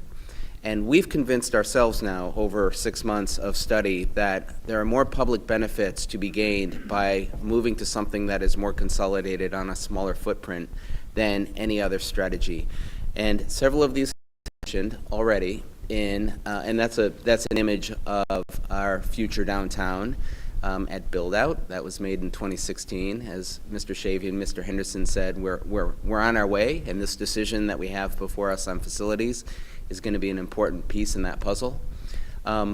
Quickly, just to reiterate the public benefits that we're excited about related to this concept, and I won't spend much time on these at all, but we'll invite discussion about these after. Without question, although this isn't the least expensive strategy in the present moment, over time, without question, it's the lowest cost option. for Tigard taxpayers and ratepayers. It is an efficient way to house city services with the least amount of redundancy. As Nadine and others spoke about, we need to be in a position where we can manage to continue essential and, if possible, non-essential services through a seismic event or through another emergency event. We think that's more readily achievable through this strategy. We have been training ourselves about lean approaches to management. We know that we have inefficiencies and bottlenecks in our service which are felt by our customers. That is partly a function of having people spread across 6 different buildings. We can talk more about why that is later. Fourth, the redevelopment benefits, which Mick will go into more detail on, are really actually very, very significant. If we think about the future of Tigard, we have talked about this many times. It is not our neighborhoods that are going to change really nearly as much as our downtown and triangle districts. That is going to be the engine of growth. That is where we're going to be able to achieve affordable housing. That's where we're going to be able to achieve more tax receipts. That's where we're going to be able to make more restaurants and entertainment and the amenities that people want. And so, as a large landowner downtown, what we do with our land is going to make a big difference to the future of downtown and therefore to the future of the city. And finally, we're not going to talk about this a lot, but consolidation will enable us to minimize our carbon footprint, which also matters to all of us. Recognizing that climate responsibility and energy conservation through a very intentional design, site design and building design, and also a transportation demand management strategy that makes use of light rail transit in the way we think about how we get to and from our buildings or a building matter a lot as well. So that's a recap of the public benefits, and as we zoom in here on our site in that same image that I showed before, I would just urge that the council think about this this facilities question in the context of the place where we have facilities and in the larger context of our strategic plan, which is calling for us to be an inclusive and walkable city and a healthy city, which is more achievable through this strategy than through kind of one-off, one at a time, over decades redevelopment. And also all of the downtown planning. All of the downtown planning wants us to be mixed use. It wants us to be more dense. It wants us to be transit oriented. And with the advent of light rail, the star indicating how close to our properties the proposed downtown light rail station is, this project and the interest that we have in the redevelopment of downtown and especially the Burnham Street spine puts us a lot closer to this vision than I think anybody ever would have imagined we would be in 2020 to 2025, say. So with that, I'd like to hand it over to Mr. O'Connell, who has been doing real estate consulting for us and can explain to you more about the asset that we have here in the underlying land and how we're thinking about the redevelopment of the whole property. Yeah, no, this is the right one to advance. Thank you, Mr. Mayor. Good evening. Council members, good evening. Again, Mick O'Connell. I am a development consultant. I've been in real estate development for longer than I can remember. We're seeing a lot of redevelopment, mixed-use development occurring in Tigard, and that's not unique to Tigard. We're seeing this in a lot of the satellite cities around Portland. It's happening in Beaverton. It's happening in Milwaukee. It's happening in Lake Oswego. And certainly it's happening here in Tigard. Atwell at Maine opened a couple of years ago. It's a very, very successful project. Maine at Fano Creek is about to break ground very, very soon, and that looks like it's going to be pretty exciting also.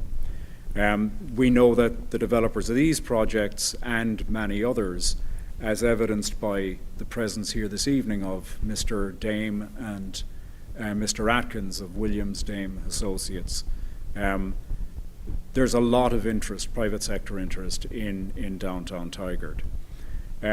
the city is sitting, as Kenny alluded to, city is sitting on some significant land holdings. I do want to point out that this outline here, the city's land holdings are in red.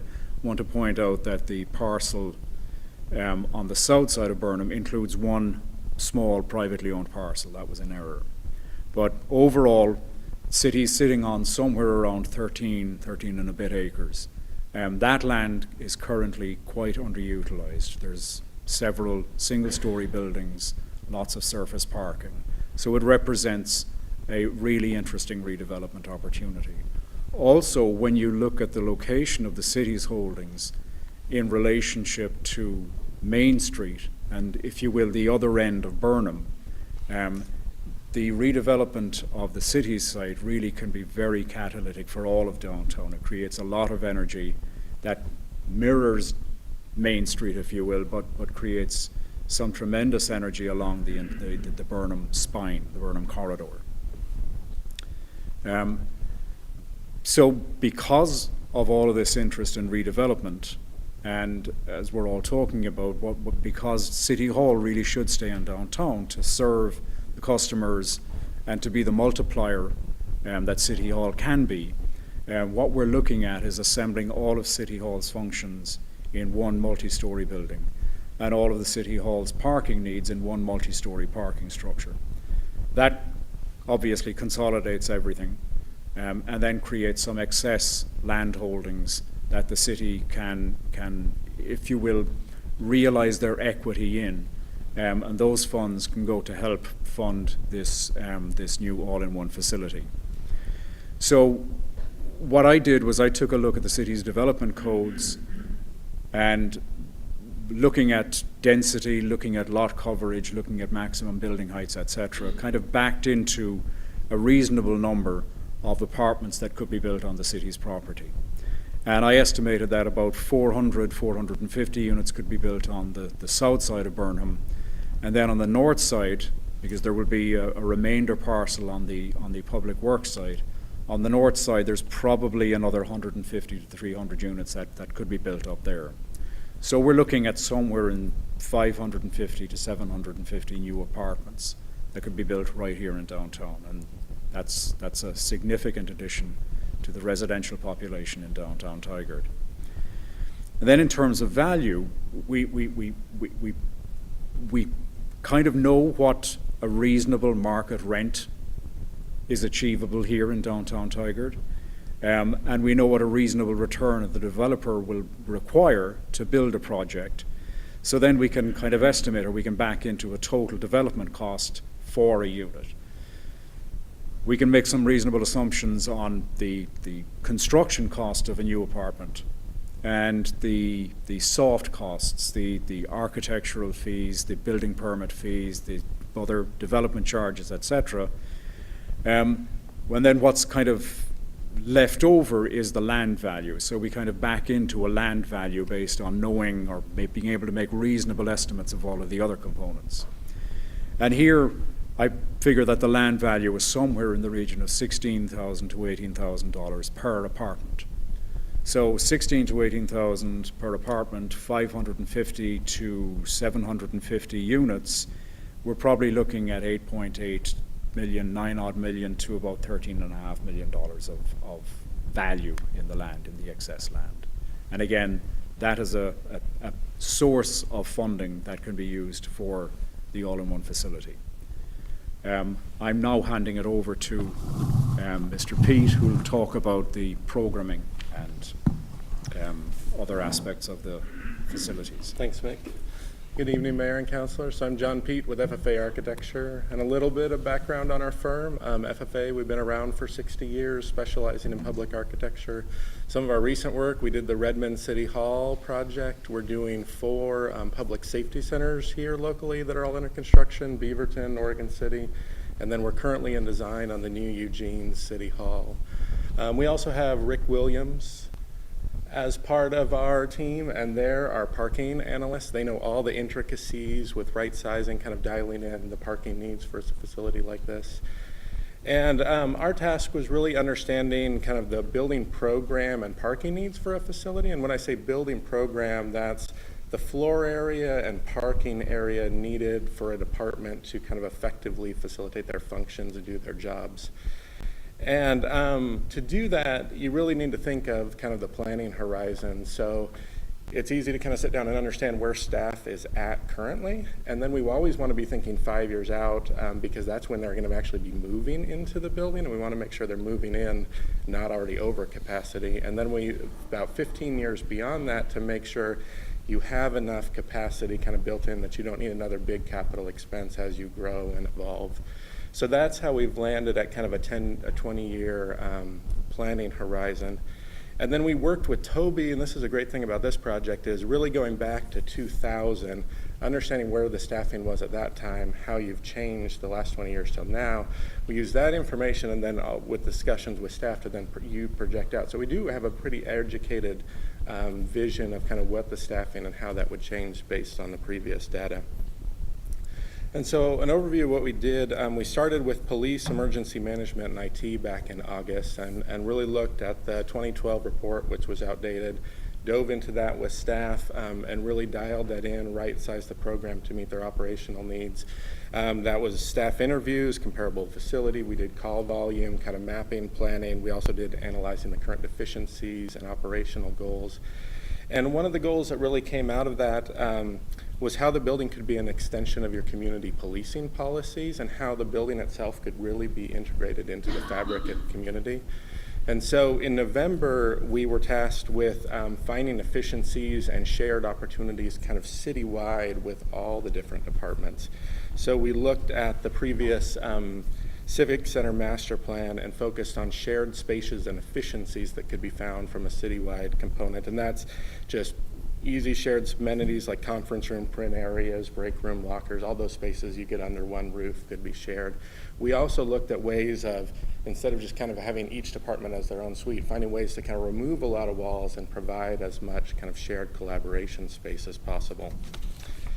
And then we also looked at standardizing space sizes, so across kind of all the departments in the city, offices, workspaces. We brought a lot of efficiency and savings in square footage, standardizing those spaces. And then a couple of the new elements to the program that hadn't been studied previously was we did a detailed focus on public works to look at their kind of staffing and operational requirements. And then we also focused on customer service and how the residents and improve that customer experience. And just an example of the level of detail we went to, we really did a room-by-room discussion with staff, because to find these efficiencies and amenities, you kind of have to go through that level of detail and find the overlaps. And so we met with departments to understand their current deficiencies and needs, and then we also did second interviews to make sure we understood and heard everything correctly. So there was a lot of work and detail that went into really developing these numbers. And then we also looked at adjacencies, kind of diagrams of all the different relationships between these city functions, you know, where does city management fall within all of these pieces and those aspects, and what would the ideal partnerships and building blocks would be and how you could potentially stack those. And so where we landed is total building area would be 92,800 square feet, and that would include kind of the police emergency operation, but kind of all the other functions you see listed here. And that would equate to about a 5-story building downtown. So kind of visualizing that amount of square footage downtown. And the benefits that we really found with this study is, again, the shared uses. This is a lot smaller square footage and footprint than if you were to build these buildings all individually. It provides a great customer experience because you get everyone housed in one roof and one point of view. This is a really efficient way to meet kind of all the deficiencies you have across all the different departments. And it's not a new idea. I think we've showed these Bellevue and Kaiser as just examples of how they built successfully. Bellevue specifically is a great example because as a resident, you walk into that lobby and you can pay your water bill, you can reserve a park, you can check in to meet with the building official, all kind of in that lobby as kind of one-stop shopping. So there's a lot of benefits to the residents that can come from a building like this.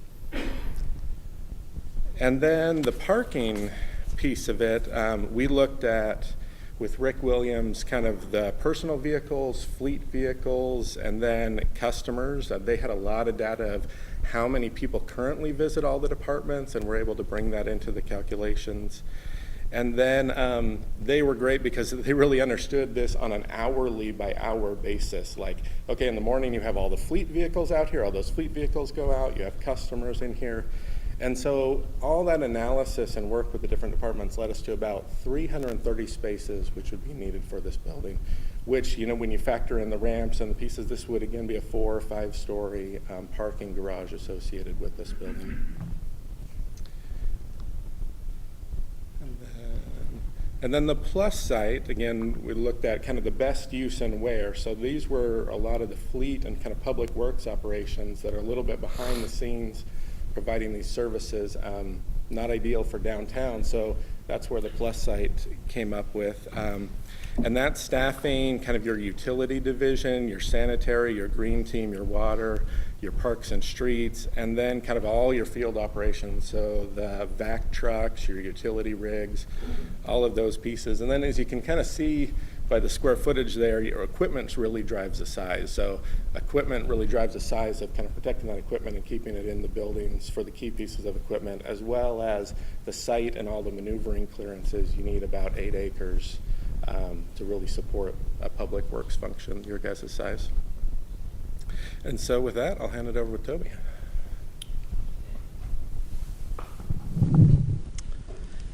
Thank you. Kenny got to talk about providing good news, and I think I get to do that as well.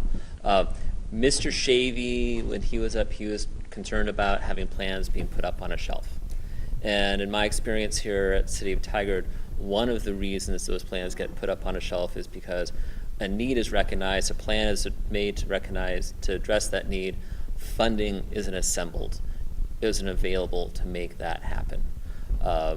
We're at a very preliminary stage of the planning that we've been doing. You've seen various levels of rigor to the planning that we've done in terms of number of square feet, what our needs are, what some of our opportunities are, and I really think I'm excited about this project. We are in a golden moment to address those needs, to take advantage of these opportunities, and the funding is available to make these things happen.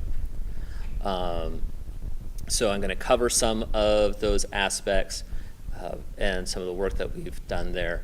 First off, from a funding standpoint, we have some basic principles that we've been talking about as we've been going through this project. First and foremost, in the linchpin of the funding opportunities, it would be a voter-approved bond that this community could vote for, would help pay for police and other general fund related parts of this project, and it would not increase their current tax rate. So we could do this project and not increase the tax rate for this community. We have to assemble funding. We have many uses between the all-in-one and the plus projects. So that means more than just a general obligation bond. Our utilities, which would be water, sewer, storm, parks, plus our special revenue funds, will be paying for their proportionate share. When it does come to our various utilities, that does mean that there would be some increases to the utility bill. We've already been building in the cost of some of the space. As we've been talking about, we've been leasing space. With the with the stormwater rate fee that we've already passed, it took into account the cost of future space. City Manager Wine talked about how we already have in place in our CIP a project to get public works operations outside of downtown. We're already planning for this. We already have water rate study teed up. We're going to be doing a sewer rate study after that. So we already have in place, again, part of this golden moment, a plan to address the rates that would be necessary to help pay for this project. Some of it's already baked in. The sale of the city land, Mr. O'Connell's been talking about that. He talked about the value we can get that we could be putting back into this project. What's also of value is the fact that we could take this all-in-one project and put it on land that we already cost down for this project. Our photo enforcement program for both Photo Red and Speed on Green, that's a new program. When we brought it to council, we talked about taking that to council, and that the revenues over and above our program costs would help to address our police facility needs. We'll be able to bond against those revenues. We have our preliminary estimates as to what that is. We do think we're just starting the program, so we'll have the time to test those revenue assumptions and make sure that those revenue assumptions are sufficient to help us get this project done. And lastly, with our redevelopment that will be occurring in our downtown, bringing in those apartment complexes, we're taking land and we're adding it to our tax rolls. In our urban renewal district, that's tax rolls, that's property taxes and tax increment that would not exist without this project. And we'll be able to take that revenue and help reinvest it into the project, as well as other urban renewal projects, help pay for the public improvements on the site and the public portion of the parking. Toby, on that point, I want to ask, because it's directly related to that, and it's specific about tax increment financing, or just the whole redevelopment process for property that is currently city-owned that would become privately owned. Does the entire tax bill, because it wasn't Goes from available zero. for, does the entire thing go into tax increment? It does. Okay, that's a big number. It is. I don't know if everyone caught what that means, but that probably warrants more discussion in a bit. Government-owned land does not pay property taxes. So on this 13 acres, we're not paying property taxes today.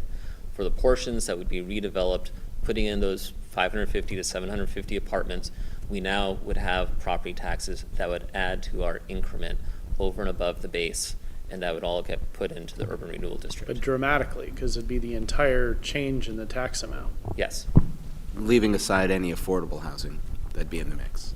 correct. Thank you.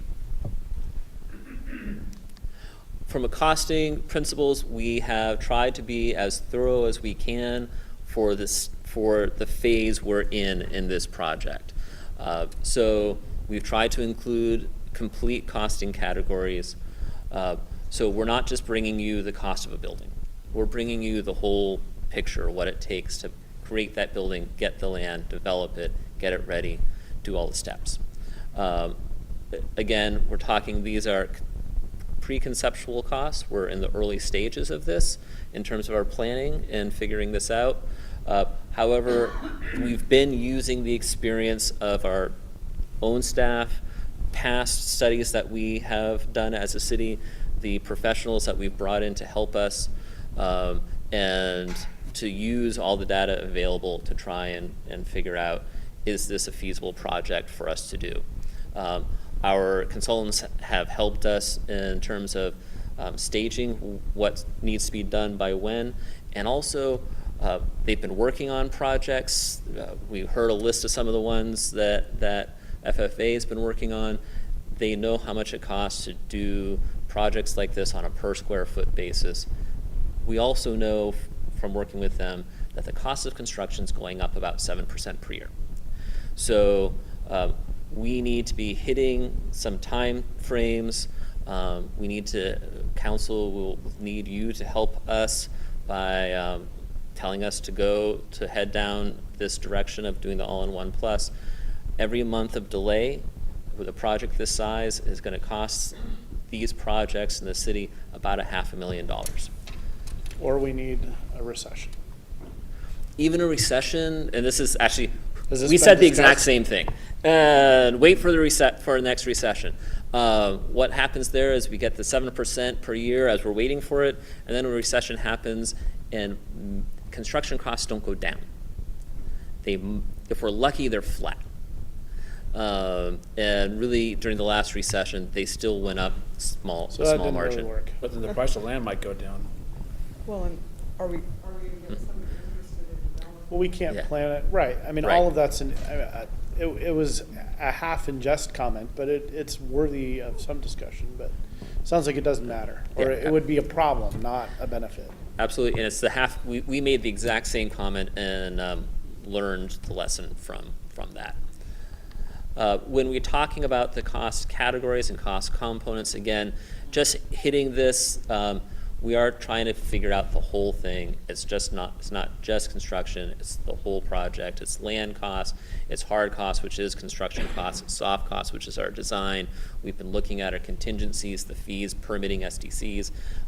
In order to do this, we're going to have to assemble funding. We're going to have to issue probably somewhere on the range of about 3 bonds to make this happen, sequenced as the project is going through its various phases. And there's financing costs that are associated with that. So on the schedule and timing, what we need to do is, first and foremost, in order to get our all-in-one facility where Public Works currently is, Public Works needs to be off of that facility.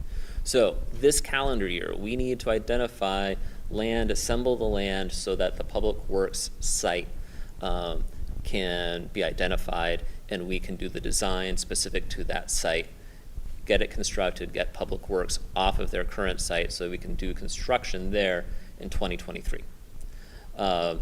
So we thought, City Manager Wine was talking about in the beginning that we've sort of had these 2 tracks going on of a single purpose site for police. We've also had this single purpose site for Public Works operations, and we're trying to bring this all together and are all-in-one in the plus. If we were to continue with a single purpose site for police, we still have to do all of these stages that we've been talking about, and all of the due diligence we still need to do for all-in-one. It likely would be on a slightly smaller scale, though it's not proportionately smaller. And what we think is we'd be looking at where construction on all-in-one, which would include a police facility, would be in 2023. Police only would be 2022. It's delaying that by about a year. However, we're getting all the various benefits that we've been talking about throughout this process. And one of the other key timing pieces when it comes to redevelopment and transit-oriented development and housing affordability is the Southwest Light Rail construction happening between 2023 and 2027.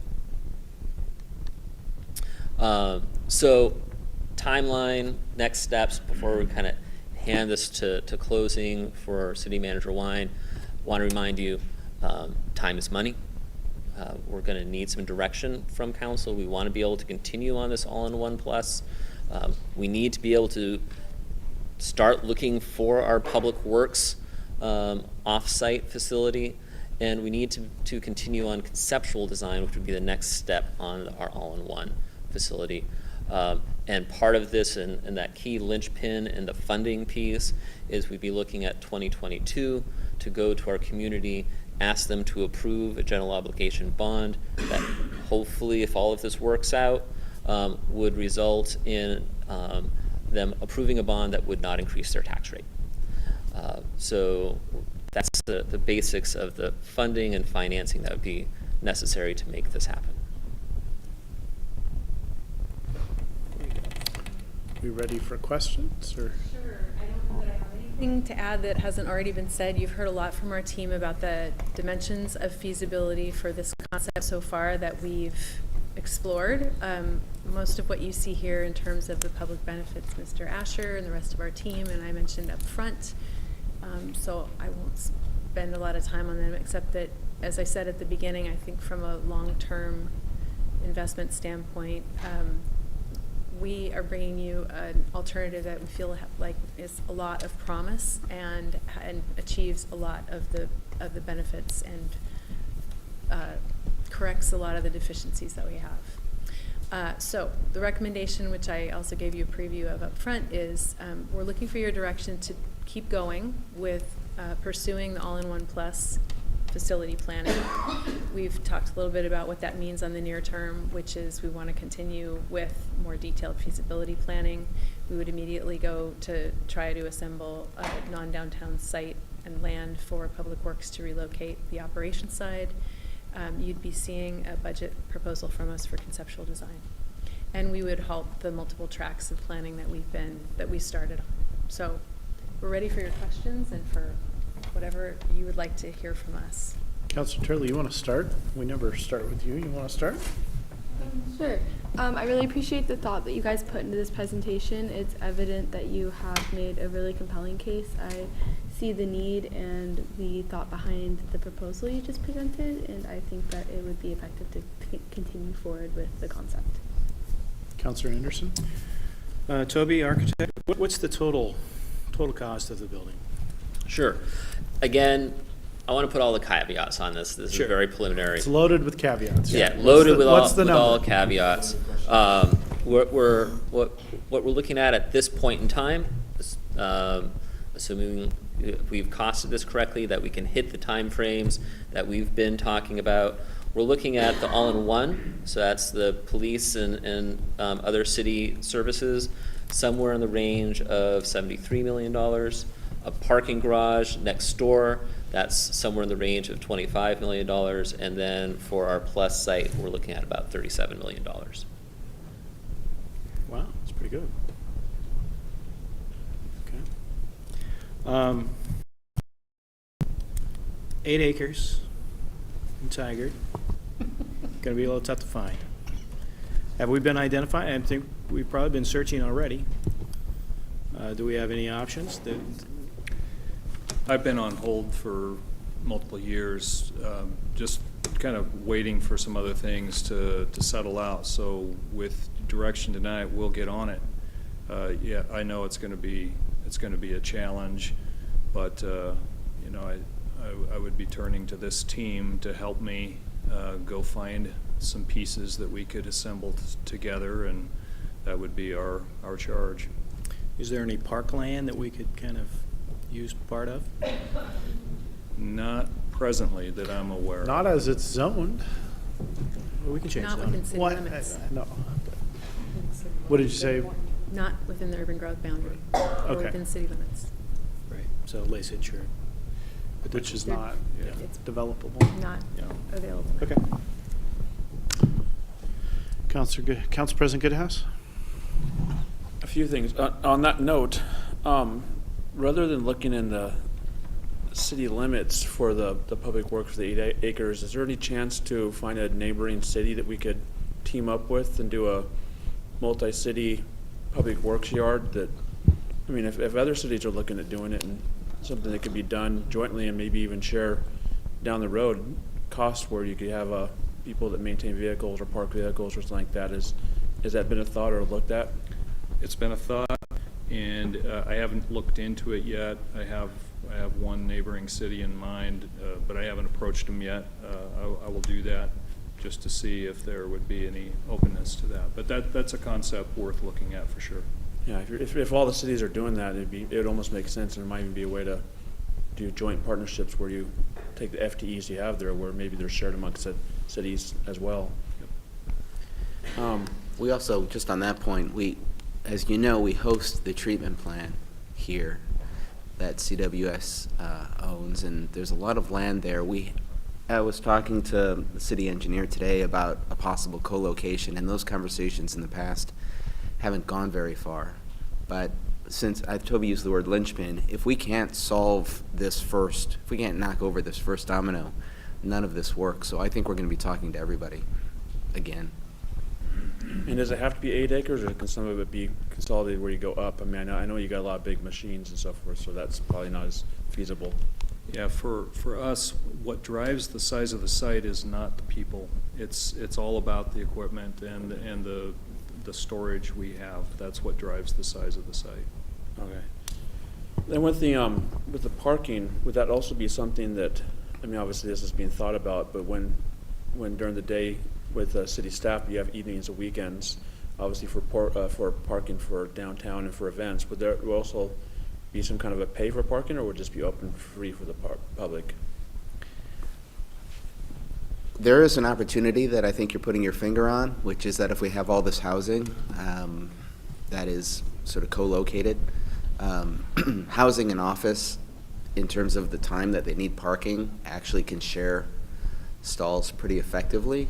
So we think that if this program gets going, we're probably going to be looked to for some sort of shared arrangement, and we would want that. But for where we are right now, we've not gone there yet. We've done all of our parking analysis without considering a residential use or a shared use, just to figure out what's the baseline that we need just for city functions. I was thinking more of, especially with the Universal Plaza being within the walking distance, where for events or evenings and weekends, the public paid to park. Yeah, evenings and weekends, and that's a good point, and the structure would be pretty well located for the redevelopment that's happening downtown. And then two other thought processes. When we're looking at the all-in-one, have we considered any kind of since we have a lot more residential that's going to be down there, any kind of a gathering space being factored into it, a community room, anything like that as well? Yes, so we factored in kind of plaza space as part of the project, and then we do have community rooms planned that could be subdividable so that they take the place of a lot of the meeting functions when city staff is here, and then on off hours or at reservable times, they can be community spaces that could be used. So for events, but it might be a great too, where maybe some shared access for fitness or something like that, that everyone could be there. And the last thought for a financial aspect, have we thought about maybe any kind of thought of being a tenant for leasing any office space or space to kind of do a thing where we add a floor of, almost like what the Beaverton Round does, where they have their tenants. To where we're being a landlord, not a tenant. Or landlord, yeah, sorry, landlord, where we could also make additional line of revenue. Like with the parking, it's here again, you're putting your finger on an opportunity. What we've been trying to do is be conservative and talk about being able to afford this project using city resources. If we can wind up creating, because there's going to be space in this facility for the next 20 years, and the early years of the facility creating leasable space, that's something that's a potential opportunity we could look at to help mitigate some of the funding in the future. Councilor Newton? Well, I think this is great. I'm really excited about the opportunity. One thing on the funding, I would want to make sure that with our photo enforcement, that police costs are covered. I know traffic enforcement, a lot of people out in the community make the assumption to me that we're going to be using some of the revenue for traffic enforcement. And, you know, I explained what the chief has told me about how that works. So I would want to make sure before we move any of the funding to this project, which I think is appropriate, that we're clearly funding the police as they need for their operations as appropriate from that revenue. But we can have a discussion about funding some other time. That's getting down in the weeds. But I think there's a lot of good things about this. I moved in here on April 26, 1986 with the 86 people that moved in here, and we were already 3 over. We already had to scramble to fit 3 more people in, and that's when we started. Anyway, so I think I'm sitting here thinking about the point, I think Kenny made the point about the underutilization of this property. It's very underutilized. The other thing that I think about is the growth in the community and how having an exciting community with some centers like the downtown and the Tiger Triangle and some of our other attributes, but leaving the neighborhoods not as they are exactly, but so you've got some other options. You know, there's people that like living in the neighborhoods, but people like having the other amenities close. It's smart of us to focus our energy on the Tiger Triangle and the downtown, and I think it's smart of us to think about the taxpayers in terms of turning this site, if it works, into something that is actually going to be beneficial to our community. I think it's a prudent thing to do. I think the all-in-one building, also having worked here and having departments change, you know, Public Works used to have engineering in it and planning and everything, and so when you're looking at providing services to the community, having everybody all in one building allows you to be more nimble. So if you need to rearrange how folks report, you don't need to focus so much on that. You can have those as adjacencies as appropriate. I also think it's important for us to be considering our response in times of emergency. Our community is going to be looking to us, and if all of our buildings have fallen down around us, that's not going to be a very good situation for us. Let's see. I'm trying to think if there's anything that hasn't been said. I appreciate the creativity around the funding.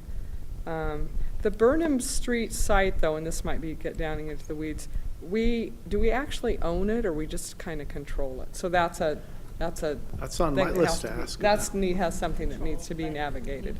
Right. Yeah, okay. And let's see. I think, and also I think we could do a lot in the area of energy conservation with one building. I had the same questions about public works and perhaps shared parking, but those were all the asks. Anyway, I support going forward. I think it's great. So, Mr. Rager, on the ownership of the water building, one of our intents in renegotiating our agreements was to clarify some of that with the agreements that we completed a year ago. Do you, or are you and the city manager confident that we now have that such that we can bring that to a relatively quick and easy close? I don't know about quick and easy, but it is a conversation that we would need to have with those partners. Well, trying to remember how we actually landed with a revised agreement. I think that's worth you and the city attorney and perhaps others looking at, because we did desire to try to bring closure or clarity to that. Right. One other thing I'll just point out, because I know that structured parking is expensive, and I know that from actually my full-time work. Typically in the last decade, it's been at least $50,000 a parking stall to construct, which kind of seems absurd when you think about it. I just did the math on what you guys are projecting, and it's upwards, and I realize there's secure parking and other things, but it's around $7,000 a parking stall. And for those that aren't thinking about it that way, just keep that in mind, because that is a number that is, again, I just feel is absurd for the construction of structured parking, but it is where we find ourselves these days. I'm very supportive of the overall concept. I want to thank the team for getting very creative. As mayor, I have sometimes some opportunities to have meetings with our staff and others that maybe give me a little more insight into things. And in one of those conversations, coming back, I think, from a meeting with TriMet and developers and Mick and everybody, Kenny said he was kind of floating the beginning of this idea, which I think was brewing in his head, and there'd been some discussion about it. And he said, we're gonna have to raise a lot more money. That, like, just extending the current bond is not going to be enough. And I looked at you in my car and I said, I don't think that's going to happen. So you need a different plan.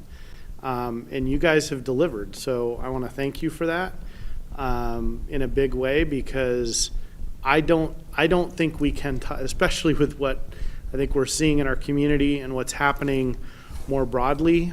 I think anything that results in a tax increase for this project is going to be, it's going to put the project at big risk, and I don't think is realistic. So thank you for the level of creativity, and I know there's a lot of fine tuning to do, but it's very exciting. So I'm supportive.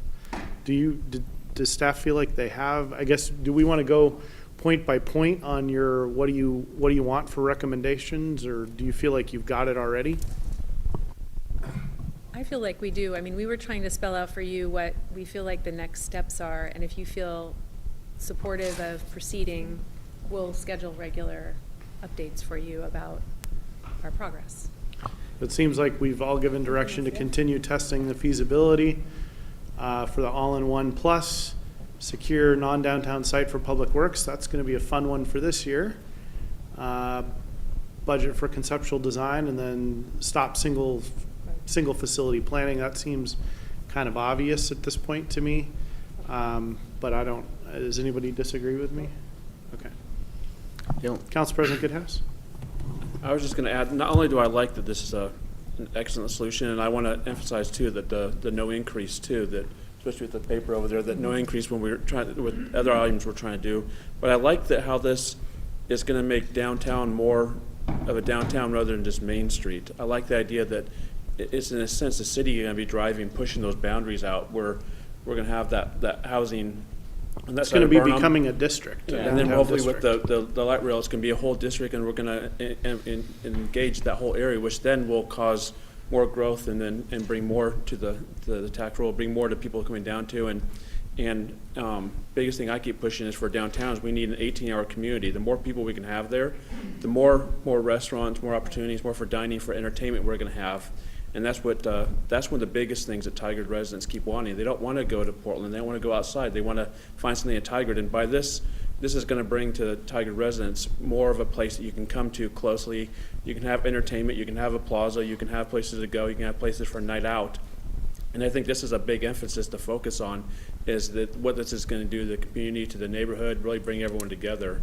So not only is it going to solve the problem for the city hall and the police and everything for our buildings, but it's going to be huge boost to the public, because that's what I've heard for ages, is what are you going to do for downtown? What are you going to do so I can come down there and eat, shop, drink, hang out, play, recreate? So I appreciate trying to, that this vision is great. Thank you, Counselor. It's music to my ears, and I think to everybody's ears. I was just going to make the point about next steps, timing, and milestones. I'm quite focused on the light rail project, as you know, and the light rail project is not absolutely tied to this concept, but it actually matters a lot whether the light rail project gets funded and built, and we'll know a lot more after the November election. So as we're thinking about, and we've got time scheduled next week to map out the next 6 or 8 months, we'll be thinking about that November timeframe as a really important check back time with the council. Depending on which way the light rail project goes, it's either going to put, I think, a lot of momentum and confidence behind this proposal, or cause us to have to think again about whether all of our assumptions hold if light rail doesn't happen, which they might. But I'll just point you all towards November, because I'm thinking about that time frame as being critical here. The other thing too, though, is I made a long list of all of the different things this touches, service to our community, the downtown, the whole redevelopment and better use of the land, the EOC, the needed facilities for our staff, especially the police. It addresses so many things that I think that's what I like about it. It's we need the facilities, we absolutely do, but you thought about so many other things so many other benefits to the community with this, so that's what I appreciate. All right, thank you, team. Incredible work. We have no non-agenda items. Administrative report? I don't have a report tonight, Mr. Mayor.